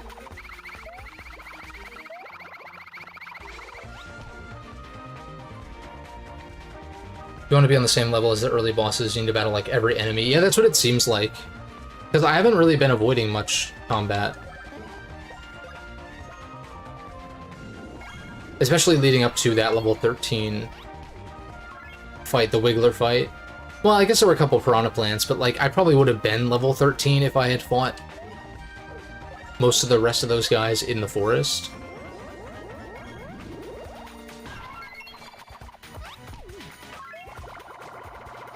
And see, I tend to not mind that kind of level curve either, because then that means that if you do want a bit more of a challenging experience, you can just avoid a few encounters.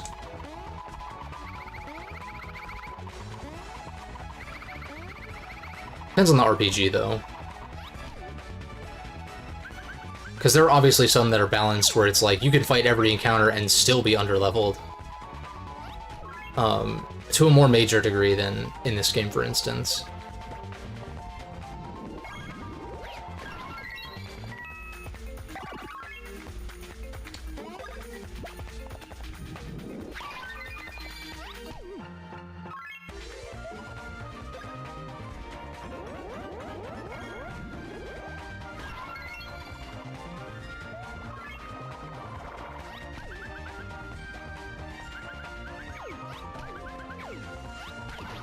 Nice. Can be used to create a level 1 character card in conjunction with an amiibo. Do not have any amiibo. There's probably some way to emulate amiibo on Citra. Well, actually, that's a lie. I do have amiibo. I don't have a way to directly translate that to Citra, though. I've only got a handful of amiibo as well. What's that, like 6? 7?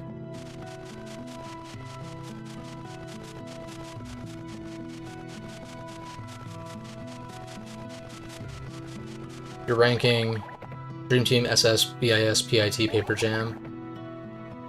Gotta replay PIT. That's a fair ranking.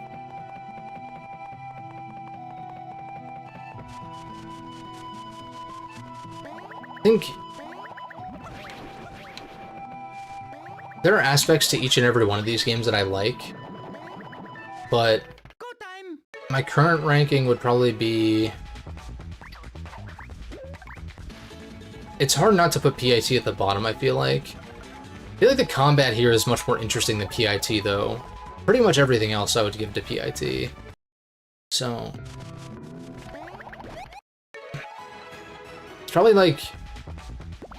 Bowser's and Superstar Saga are like 1 and 2.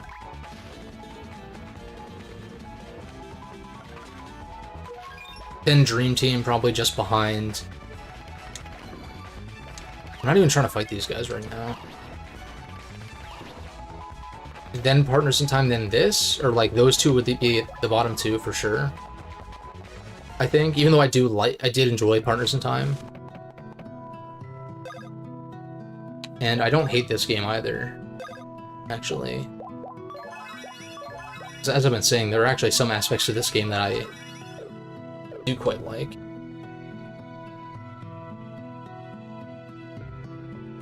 I would disagree that Superstar Saga doesn't do anything special. I think particularly when it comes to its setting. And like, I do think the argument of like, oh, well, it's the first in the series, so therefore it gets bonus points. I don't necessarily think that's the case. There could be some, like, at least partial nostalgia factor for me. Go time. Because I did play that game growing up, but I do think the Bean Bean Kingdom and, like, Cackletta and a lot of the dungeon puzzle solving and the different bro abilities and stuff, I think that there is something unique to Superstar Saga still. Primarily in its setting, I would say. It's also very A Link to the Past inspired, which is also... Like, that much is clear, because it's literally, like, Bean Bean Field is literally like Hyrule Field in A Link to the Past. And all that. Partners was a little repetitive. Yeah.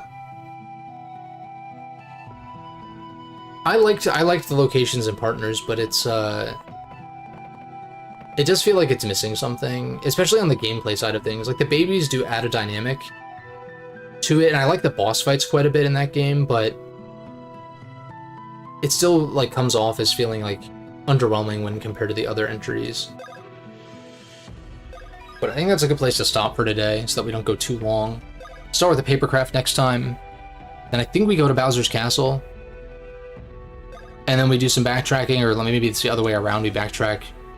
I guess we're gonna have to go through the desert again towards Bowser's.